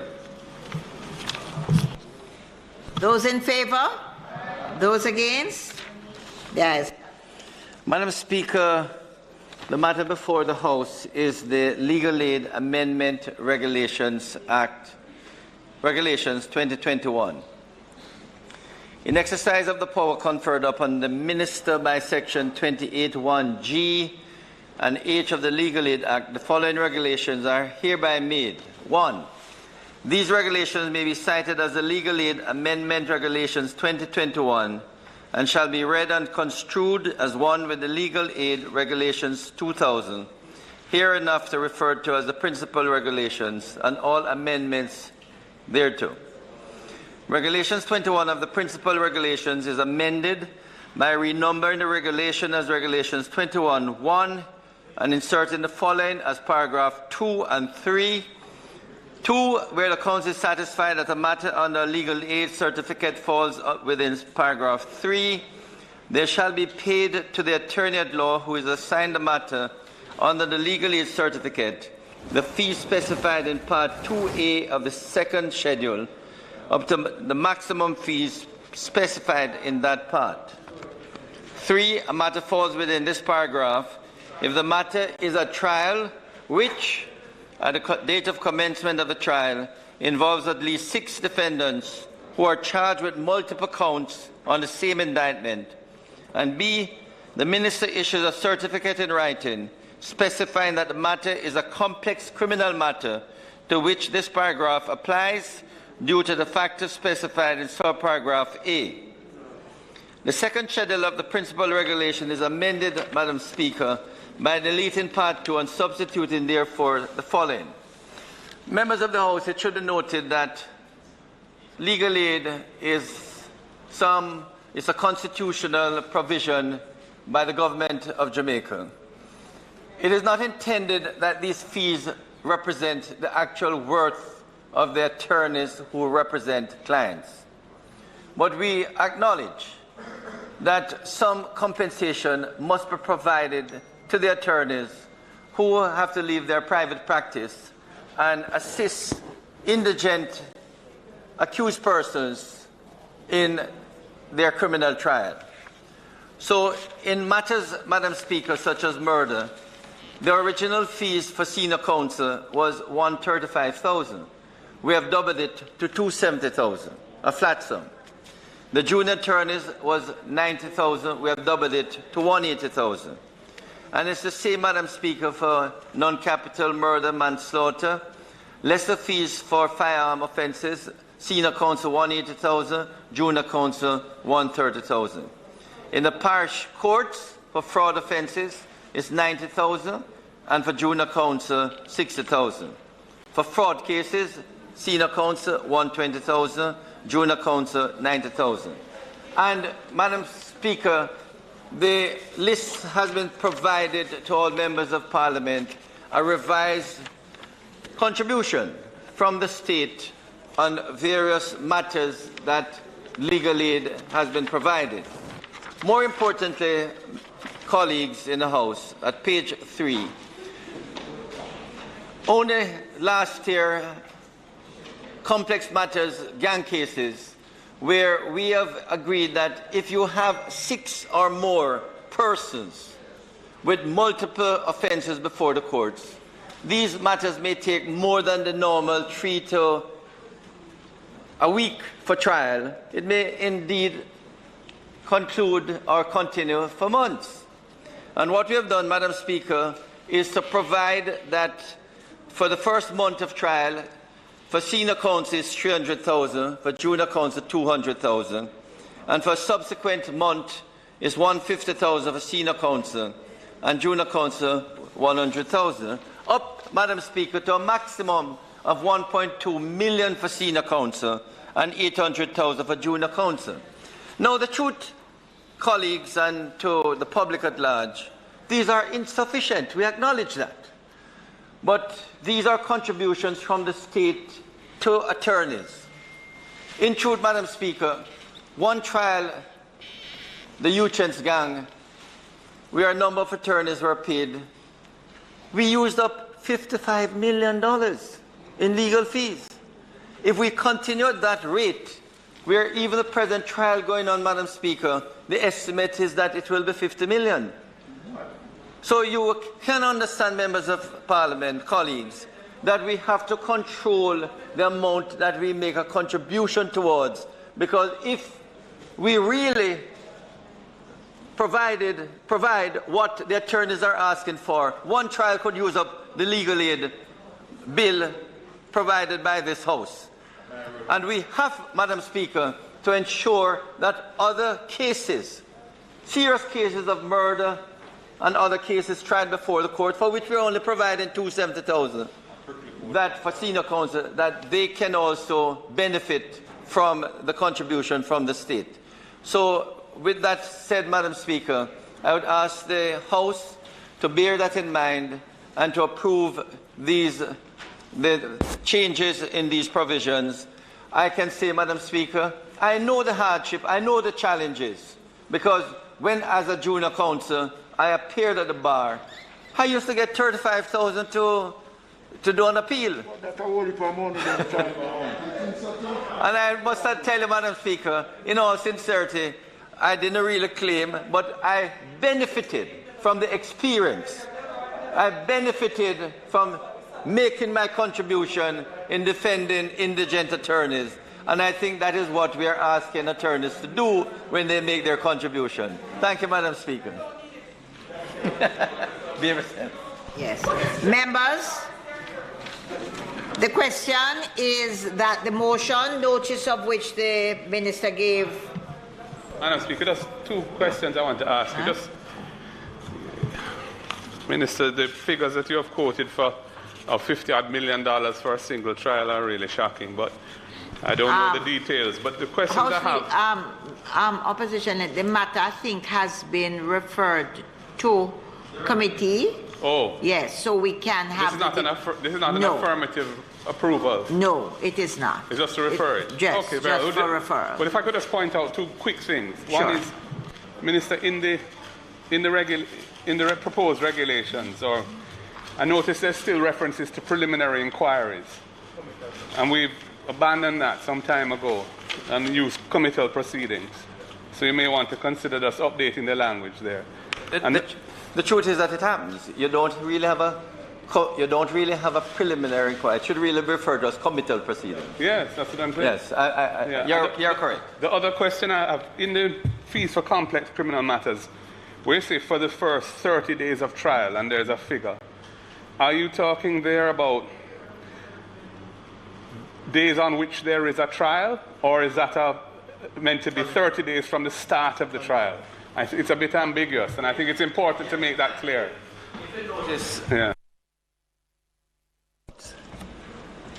It's really the month rather than the actual days. Yeah, well, I think the regulation should be we need to change to make it clear, because it's dealing with money, and you don't want to dispute that is correct. By the claimant as to what they're entitled to. That is correct. Yeah. Thank you. The question, therefore, before the House is that the motion be now approved. Those in favor? Those against? The ayes have it. Madam Speaker, it is my pleasure at this time to introduce the state of constituency debate.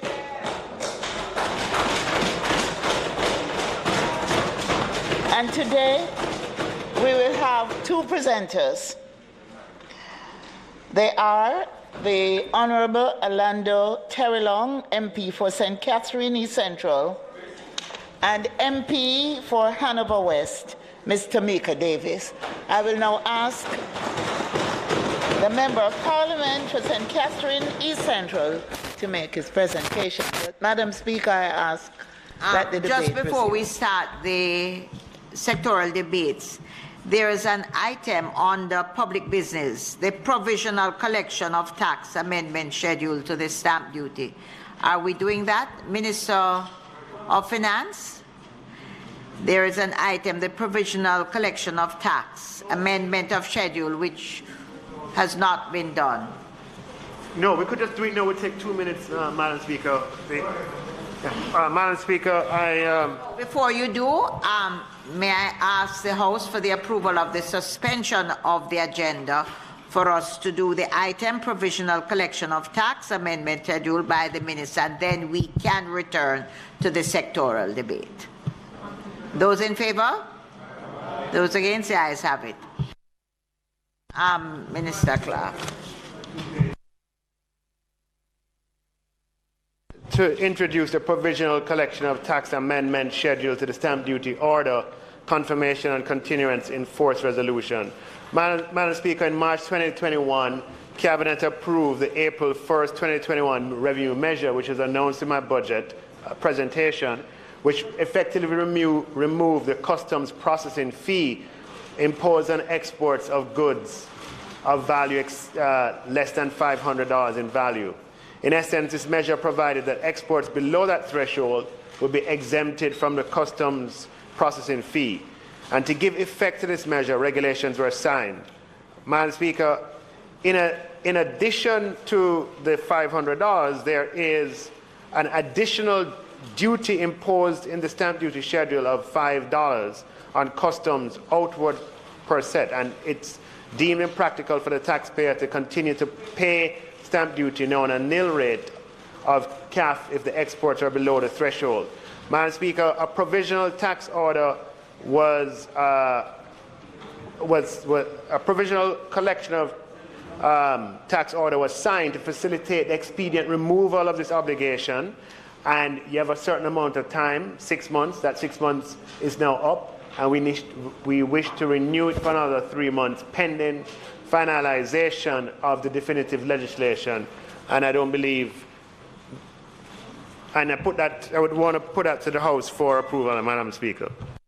Madam Speaker, the opposition doesn't have an objection. We just urge the government to move quickly to finalize the legislation so that it can be in place. With that, Madam Speaker, I ask that the resolution be approved.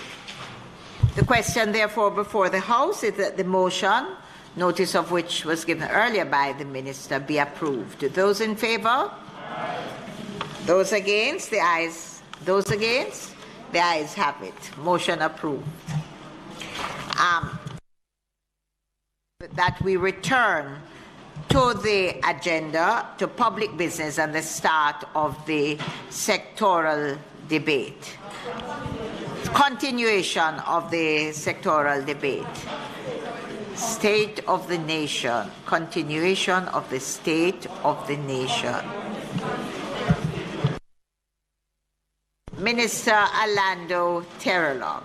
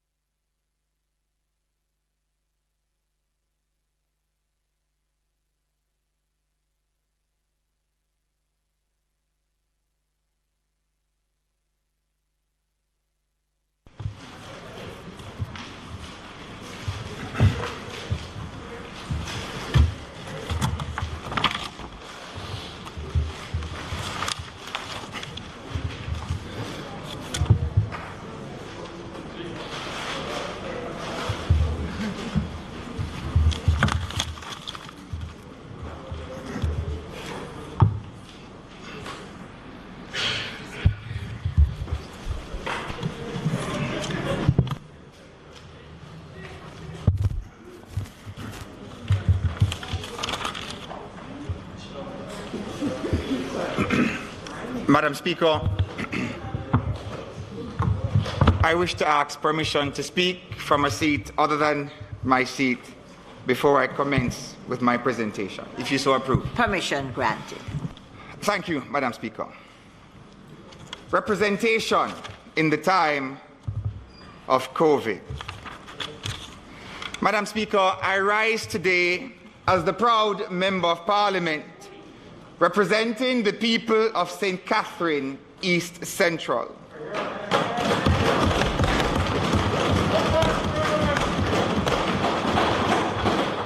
In making my contribution to the State of the Constituency debate, I must first express my heartfelt gratitude to Almighty God, who has endowed me with visions of growth, development, and prosperity, which I now use in humble service to my constituents and my nation. I am grateful for the confidence the Most Honourable Prime Minister has invested in me, affording the opportunity to represent the people of St. Catherine East Central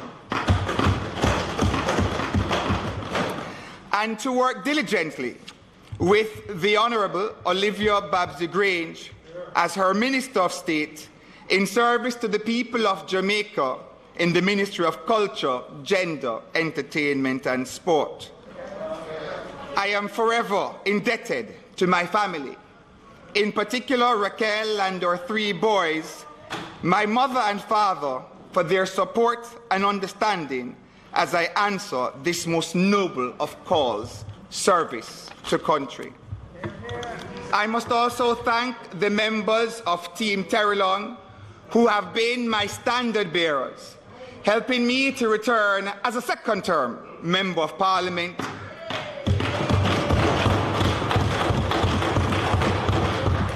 achieving in East Central St. Catherine what no other Member of Parliament representing the Jamaica Labour Party has done in the last 40 years. Madam Speaker, special reference must be made to the chairman of the 3 divisions of which I represent. Joy Bella Brown of the Gregory Park Division, Marlon Gordon representing the Portmore Pines Division, and Lennox Hines representing the South Bar Division, without whose support and that of our other team leaders, we would not have achieved victory in 2016 and again in 2020. And finally, Madam Speaker, I must thank the people of St. Catherine East Central, who by their votes first in 2016 proved to the nation that after 36 years of failed representation and progress to nowhere, enough was enough. Without them, I would not be standing here today, so let me big up my East Central St. Catherine family. In East Central St. Catherine, our slogan remains strong with Terrelon. We are more than a community, we are a family. In a community, Madam Speaker, we have the luxury of picking and choosing our priorities based on self-interest. We can be committed only so far and no further. But in a family, your pain is my pain, your joy, my joy. In a family, we do not have the luxury of opting out. We have to commit to our mutual survival and success. This is how we have been building a stronger and better St. Catherine East Central, even in the time of COVID-19. Madam Speaker, the 10 pillars on which we have been rebuilding or continue to build East Central St. Catherine is headed by our COVID response pillar. In April 2020, I stood in this very house and noted for all Jamaicans that we are at war against an enemy that we cannot see, but an enemy that nonetheless poses a real threat to the very survival of each and every single one of us. In the last 18 months, we remain in the trenches. From curfews, no movement days, social distances, disruption to the education and economic fabric of our society, we remain at war with the COVID pandemic. As captain, or perhaps I would say as general, in the East Central St. Catherine Army against the war COVID-19, we have been on the front line.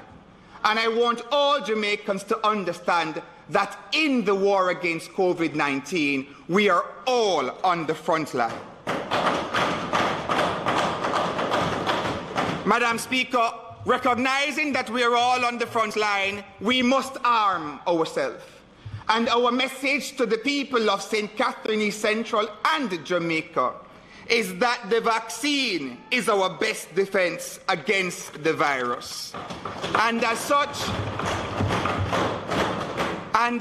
it behoves every single one of us to join forces in this war. In East Central St. Catherine, we have been mobilizing our constituents to get the vaccine. From blitzes at the Heart Academy, Cayman and Strack, thousands of our residents have been vaccinated. I must make special mention to our vaccination queen, Joy Bella Brown, the Council of Gregory Park, along with my transportation manager, Andrew Campbell, who have been instrumental in providing exemplary leadership to get our residents to the vaccination centres.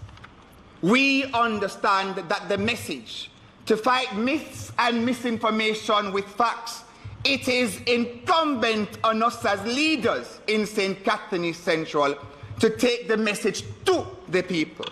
And so we continue to work as we would during an election cycle, and we bring the message of hope, of peace, but most importantly, of the importance of getting the vaccine so that we can all rid Jamaica of the scourge of this virus. Madam Speaker, one unvaccinated resident poses a risk to every single one of us, and we must never forget that as a family, we must ensure we are all vaccinated. Where education is concerned, I have always maintained that an education is the best gift we can give to our children. It is through an education that we will build a nation of thinkers and innovators. We can only move forward as a nation if we invest in the education of our people. So since taking office as Member of Parliament, I have established the Terrelong Award for Academic Excellence for primary school students. Every year, we award approximately 50 top students across the 3 primary schools, Nagahead Primary, Gregory Park Primary, and Independence City Primary, with this prestigious award and their academic grant. Madam Speaker, in general, since 2016, notwithstanding the pandemic that exists today, we continue with our annual drive to assist more than 3,500 students each year, annually, across the constituency, with vouchers for back-to-school books, bags, helping them with tuition, and providing other back-to-school support. Madam Speaker, our academic budget each year runs between $6.5 and $7 million, and it's with these funds that we continue to make education a reality for all. However, Madam Speaker, representation in the time of COVID-19 has seen much disruption in the education of our students in East Central St. Catherine. The reality of online education has exposed the gaps in access to the requisite technology across the diverse households within the constituency. There is an urgent need to improve technology across the constituency and, in fact, across the nation. It must be done with greater urgency because we do not want to pit the privileged against the poor. The imbalance and harsh realities of rich and poor, educated and uneducated parents, housing realities, one room in a board house, zinc roof, versus 5-bedroom mansions, my lady. Lack of data and lack of Wi-Fi compounded by the cost to ensure that we have the requisite technology. It has shown that there is a great abyss that must be plugged. Madam Speaker, I pause to say thank you to the Minister of Technology. Having heard his presentation today, I am indeed grateful. It is a ray of hope upon the horizon of which we all stand. Because, Madam Speaker, his drive and the drive of his ministry is imperative. Technology has become no different from the very air we breathe and the water we drink, and it must be in the palms of every single Jamaican child. I pause also to say a special thanks to Mr. Dawes, Chairman Morin, and the entire team at the Universal Service Fund for the work that they have been doing under the guidance of Minister Vaz.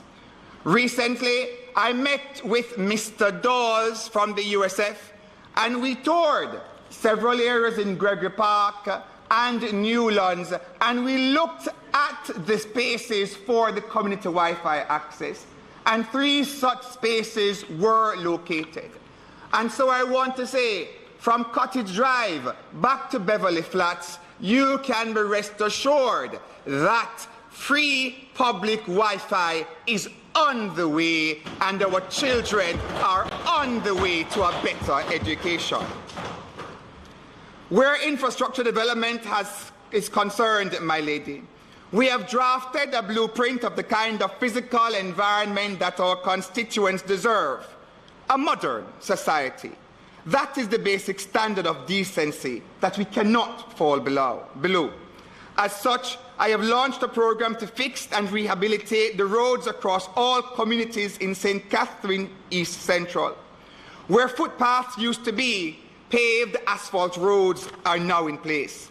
From over 30 minor roads and major boulevards, we have improved the road surfaces across East Central St. Catherine.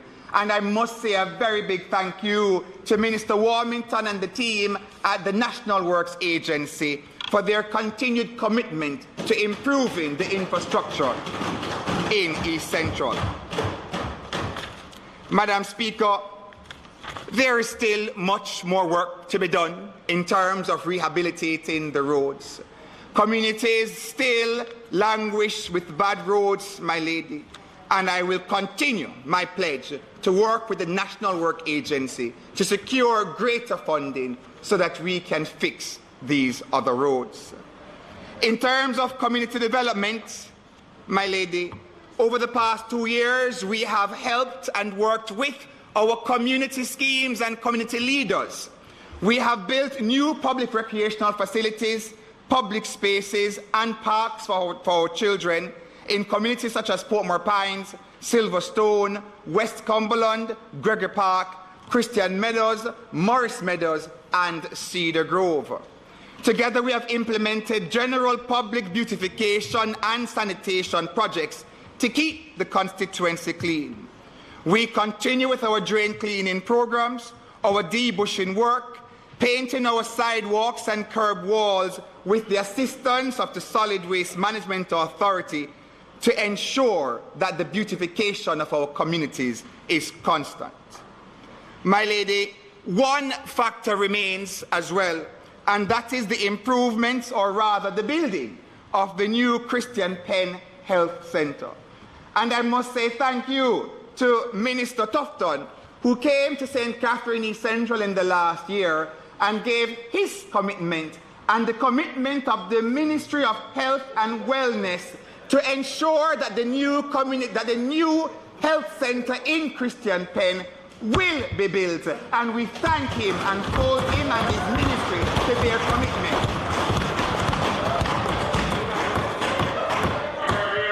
His commitment to the people of East Central St. Catherine is even more important as we continue with our representation in the time of COVID-19. My lady, recently communities in Gregory Park have seen disruption to the development that we... Madam Speaker, I ask that the standing orders be suspended to enable the member to continue his speech to its conclusion, notwithstanding the time limit on speeches. The question before the House is that the member be given sufficient time to complete his presentation. Those in favour? Those against? The ayes have it. Minister Terrell.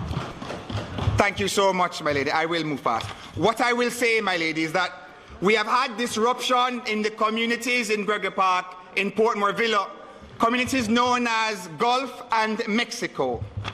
My lady, these communities present a challenge to our peacekeeping efforts. They are laden with zincs, choppy getaways, and they are not navigable to our police-keeping forces. Home ownership in this regard is important, and it behoves us as a government. It behoves the commitment made by the NHT, working with HAJ, the Ministry of Economic Growth and Development, to ensure that these communities are replaced with low-income homes with the proper infrastructure for all our families.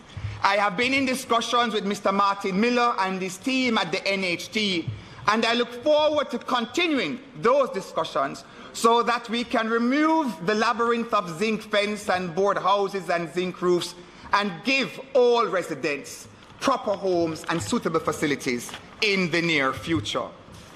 My lady, we continue with our job creation and skills development. We continue with our developing business and entrepreneurship. We continue with farming and agriculture, and we continue to support our constituents with disabilities. I might add, my lady, that representation in the time of COVID has seen us all become constituents with disabilities, simply because COVID has made us all vulnerable. Not only is the man with the stick who is blind and unable to see vulnerable, but so too is every single mother or single father or family who has lost their jobs simply as a result of the ravages of COVID-19. Again, my lady, representation in the time of COVID-19, in order to get back to some semblance of normalcy, must include the constant messaging of getting the vaccine, because the vaccine remains our best defense against the virus. My lady, since March 2020, we have embarked on a campaign to provide food, grocery items for the vulnerable. Since then, we have provided care packages to more than 5,000 residents across St. Catherine East Central. My lady, we walk and we talk and we deliver, we put to action, and we keep St. Catherine East Central strong with Terrelong, notwithstanding the ravages of COVID-19. Madam Speaker, the war is far from over, but as a constituency, we have many victories to celebrate. It is my commitment to the people of St. Catherine East Central, to my East Central St. Catherine family, that I will continue to represent on your behalf, that I will ensure that the project outlined by the Most Honourable Prime Minister in 2018 to use the National Housing Trust funds to see the first 100 schemes developed, that project, notwithstanding the delay, that project will go ahead full speed. So to my residents in Hamilton Gardens, Southborough, Caymanas Garden Site A and D, Lime Tree Grove, be rest assured that the community rehabilitations will come. To my St. Catherine East Central family, let us continue to join hearts and hands. Let us continue to work together to carry out the visions of growth, development and prosperity for East Central St. Catherine and all Jamaica, strong with Terrelong. I thank you.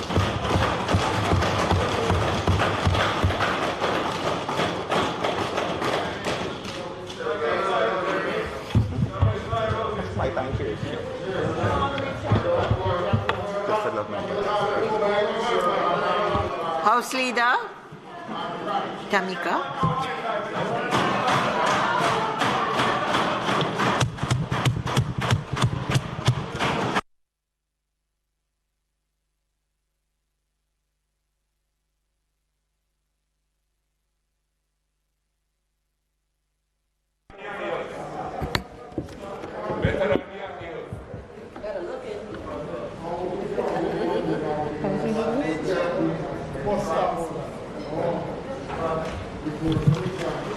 Member of Parliament Tamika Davis from Hanover Western.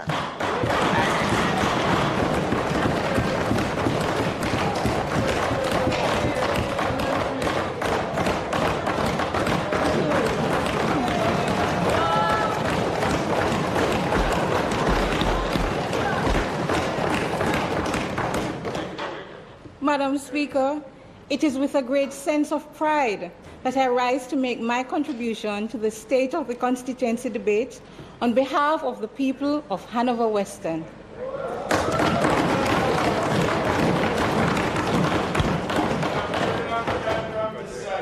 Before I delve into my presentation, I feel that the words of coffee are quite apt in this instance. Gratitude is a must.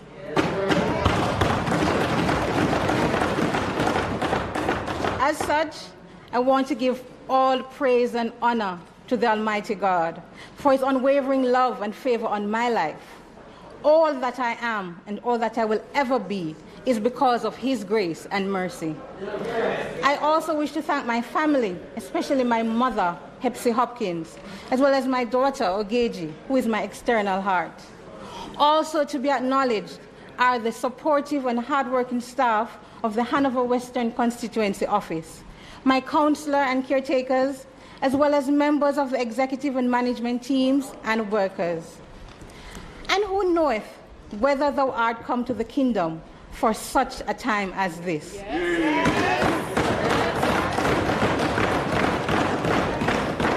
A time in which the number of women in the parliament is at an all-time high. It is at this juncture that I wish to commend our Prime Minister, the Right Honourable Andrew Holness, for his foresight and political acumen in facilitating the ascension of 14 female parliamentarians to the House.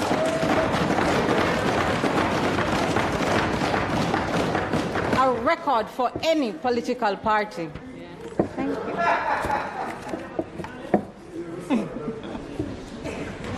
The full and equitable participation of women in public life is critical, Madam Speaker, as it leads to the development of robust and vibrant democracies. And I am grateful to be a part of the present cohort of female parliamentarians representing a new thrust in the political arena. To the men in the Parliament, I thank you for your support and guidance. But above all, I wish to pay tribute to the group of persons who are directly responsible for my standing here before you all today, the people of Hanover Western.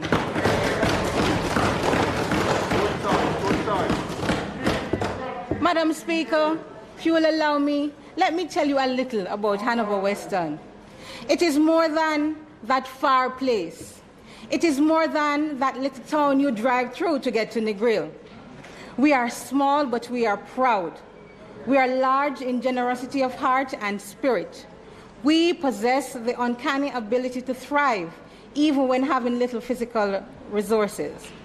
We are often forgotten, yet we are able to change the course of Jamaican history by having the distinction of producing the very first Prime Minister of Jamaica, Sir Alexander Bustamante.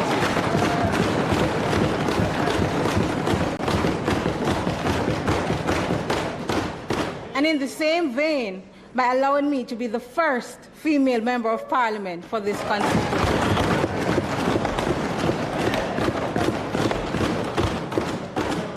To my constituents, I say to you all that I am clear-eyed in the knowledge that being your member of Parliament is a solemn duty.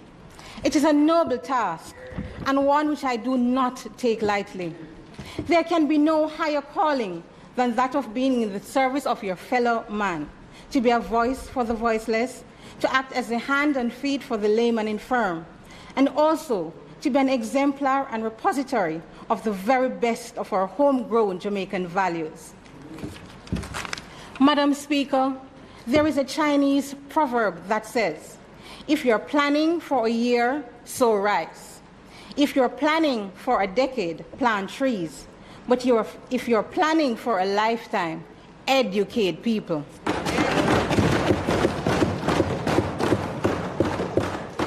Education is one of the most powerful and proven vehicles for sustainable development. Against the backdrop of the current global pandemic, regular and sustained access to electronic devices such as tablets and laptops is now of paramount importance in order to prevent learning loss. It is for this reason that we have focused on education. We have assisted and distributed well over 100 tablets to ensure that the children in Hanover will be able to engage in remote learning and access these resources.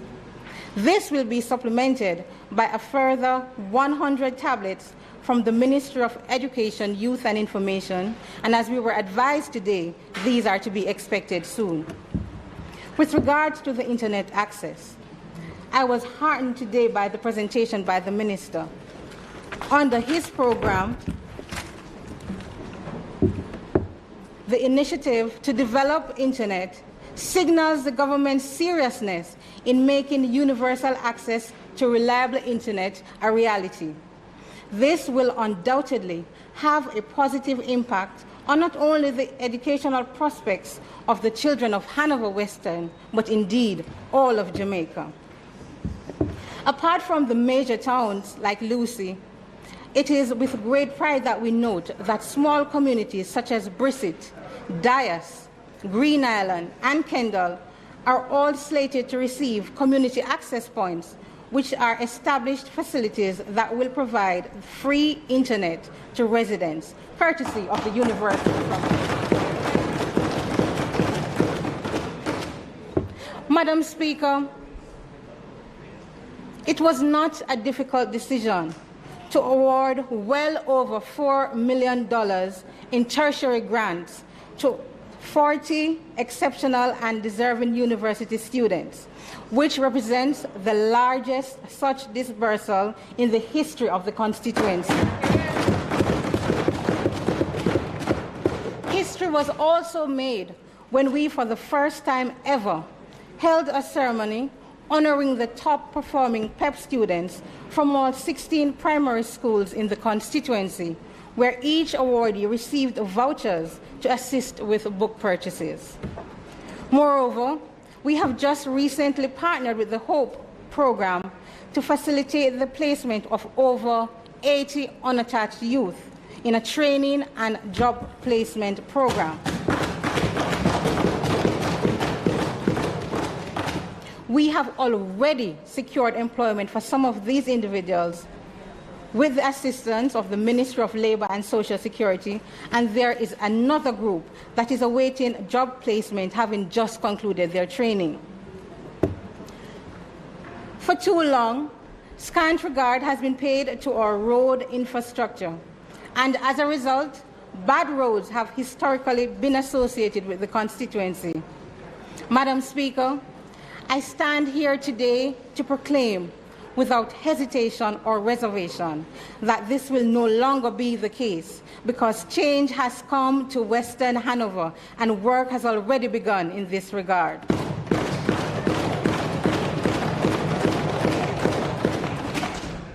There have been numerous road repairs across the length and breadth of the constituency. Kew, Mount Peace, Cocoon, Middlesex are only some of the roads that have benefited. Several road patching programs have been executed with the result that over 4 kilometers of roadway have been cumulatively patched. This is of tremendous benefit to roadways leading to the Island Traffic Authority and, more importantly, to the Lucy Infirmary. The long neglected roadway through Bachelor's Hall, Richmond, Lances River have also received attention. In May of this year, over $2 million was spent from the Constituency Development Fund to carry out critical drain cleaning and debushing works across all the divisions in the constituency, namely Lucy, Riverside, Caldwell, and Green Island. Community roads such as Green River and Archwell benefited significantly as well. Madam Speaker, I am proud to report that several new infrastructure projects have been recommended and evaluated for full rehabilitation. They are currently at the project procurement phase and, when implemented, will significantly improve the road network across the constituency. These are the roadway from Middlesex to McLaren Gate, with focus on the McLaren Gate to the Mount Carmel section. 2, the roadway from Dias to Davis Cove, focusing on the Cocoon to Blenheim section in the Caldwell division, and the roadway from Bachelor's Hall to St. Simon along the Lances River to Horton Court Main Road in the Lucy division. Also, Madam Speaker, under the government's new paradigm approach to routine road maintenance, the 12.6-kilometer long roadway from Riley to Glasgow was selected, assessed, and included for maintenance consideration under the Lengthman program in May of this year. Due to the critical nature of this arterial road, we anticipate that the procurement process will be completed in short order. My attention, Madam Speaker, is also fixed on other infrastructural issues. The first concern has to do with the Riley Bridge. The Riley Bridge has a triple opening arch which sits on the edge of the town. Whenever there is significant rainfall, bamboo and tree roots from upstream block the arches. This causes the river to overflow its bank, leading to flooding and severe traffic delays and losses. It is high time for the bridge to be removed and replaced with a more modern open span bridge, which would allow us to save on maintenance and eliminate the hindrance of flooding for residents and visitors alike. The traffic situation, the traffic in Lucy. Madam Speaker, it is also of grave concern. Increasing housing units coupled with an expansion of construction and commercial activities has resulted in an increase in traffic volumes. As a consequence, the regular roads in Lucy are no longer able to filter the traffic through the town, and delays during peak and lunch hour are now almost a daily occurrence. It is proposed to upgrade and rehabilitate the Malcolm Heights Drive, and the other suggestion is the dualization of the Willie DeLissa Drive, along with the supporting traffic and pedestrian control measures. The measures outlined just now represent immediate short-term solutions. However, it is painfully obvious that a bypass is needed. The town of Lucy needs a bypass. Yes, Prime Minister. The one-way into the town has outlived its usefulness, and it is time enough for the change.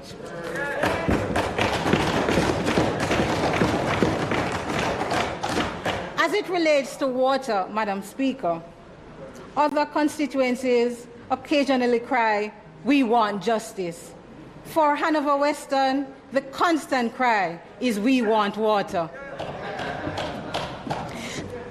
The majority of communities in the constituency are plagued with either low water pressure or no water supply, with some areas not having access to this precious commodity for well over a decade. It is clear, Madam Speaker, that this situation needs to be addressed, but we are equal to the task. To alleviate the situation in the short term, we have been trucking water to the affected areas, and we have also distributed water tanks to help provide short-term relief. Recent repairs on the Pell River network have yielded minor improvements, and the communities of Dias, Cocoon, and Blenheim are currently undergoing further assessments by Rural Water for improvements. Madam Speaker, tourism continues to be a mainstay for Hanover Western, and at a time when the country was shrouded in uncertainty, investors began construction on a brand new 2,000 hotel in Green Island.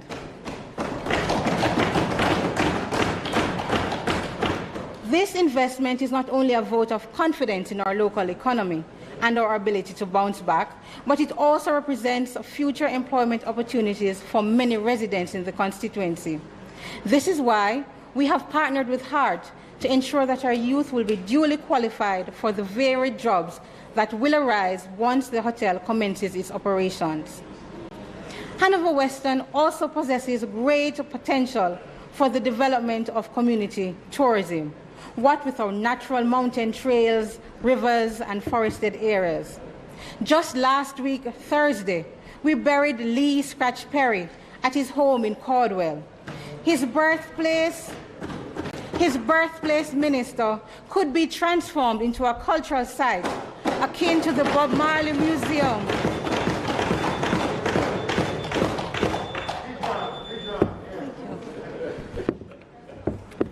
Madam Speaker, I ask for the suspension, that the standing orders be suspended to enable the member to continue her speech to its conclusion, notwithstanding the time limit on speeches.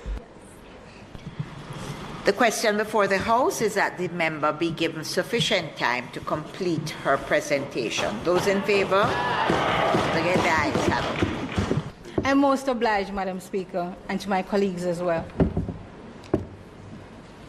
The birthplace of Lee Scratch Perry could be transformed into a cultural site akin to the Bob Marley Museum in Kingston, where visitors can learn about his extraordinary global impact on music. We therefore welcome an audience with the Minister of Tourism and the Minister of Sports, Culture and Entertainment to reimagine what a 21st century tourism product for Hanover Western looks like. With regards to our vaccination efforts,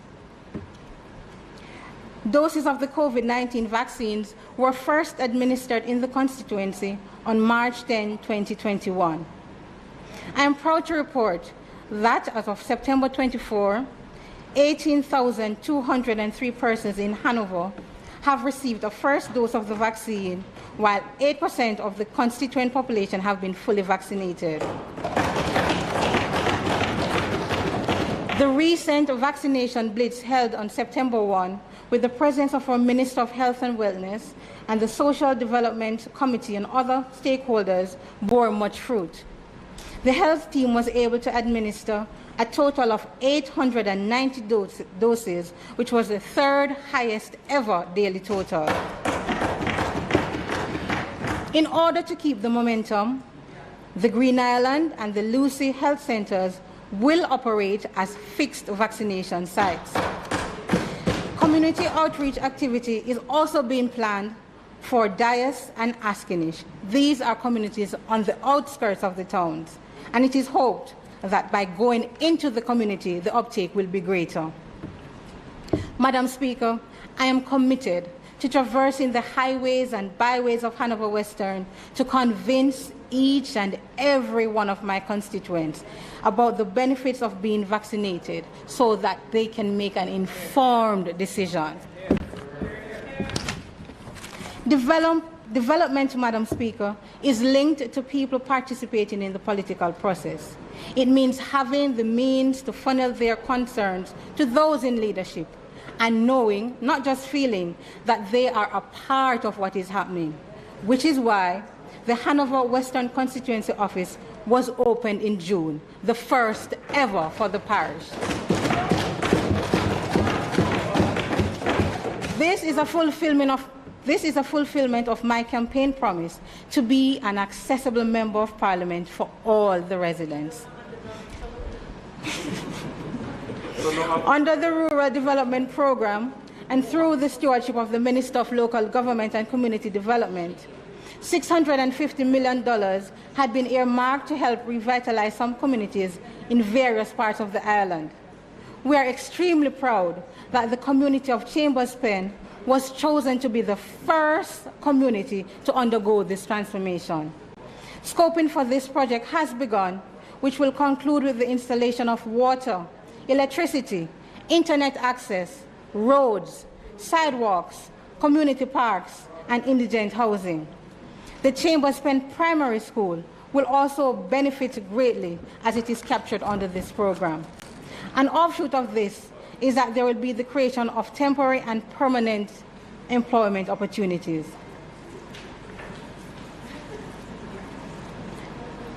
I also note, Madam Speaker, that care packages were delivered to well over 3,000 residents. Persons also benefited through a program implemented by the Ministry of Labour and Social Security. I turn now to agriculture, Madam Speaker. This is an important mainstay for the parish. The main crops produced by our constituency are plantains, bananas, and of course, the globally acclaimed Lucy yam. Last year, the COVID-19 pandemic caused adverse effect on the sector, owing to the fact that many farmers had to reduce their production because of lessened demand from hotels and other established markets. We are, however, optimistic, Madam Speaker, about our future prospects and continue to lend the necessary support to ensure that this very important sector thrives. To this end, we have handed over irrigation units and 1,000 and 1,000-gallon water storage tanks to several farmers. Over $1 million in financial incentives was also dispersed to assist with chicken rearing and the purchase of production tools. Madam Speaker, plans are also afoot to establish 2 agro-processing programs at the Blenheim and Pell River community centers. This will help to set the foundation to transition from primary producers to agro-producers, thereby enhancing our value chain production. So you see, Madam Speaker, plans are well on the way to transform the fortunes of this great constituency. In closing, Madam Speaker, I leave you with the words of John the Apostle. Beloved, I pray that you may prosper in all things and be in health just as your soul prospers. It is my fervent wish that prosperity will be the portion of this great nation of ours, that God will bless us with spiritual, physical, and economic health, and that he will grant divine wisdom to the Prime Minister and all other national leaders, so that we may use successfully this opportunity to steer through the most challenging crisis that we've ever faced as a nation. I thank you.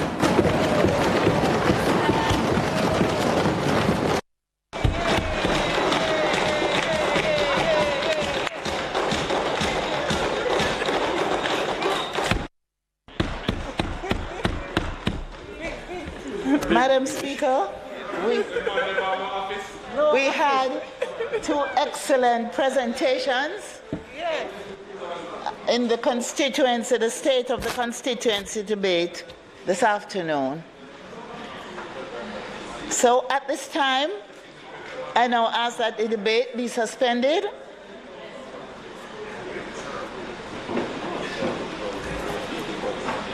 Madam Speaker, I ask that the debate be suspended this time. The question before the House is that the debate be suspended. Those in favor? Aye. Those against? The ayes have it. Madam Speaker, there being no further business, I now ask that the Honourable House adjourn until tomorrow, Wednesday, September 29, at 2 p.m. The state of the constituency debate will continue tomorrow, and the speakers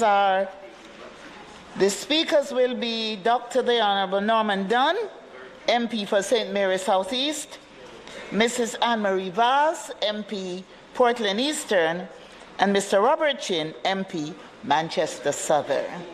So at this time, Madam Speaker, I ask that the House be adjourned. The question before the House is that we adjourn until tomorrow at 2 p.m., at which time we will have 3 members of Parliament contribute to the debate. Those in favor? Aye. Those against? The ayes have it. This Honourable House is now adjourned.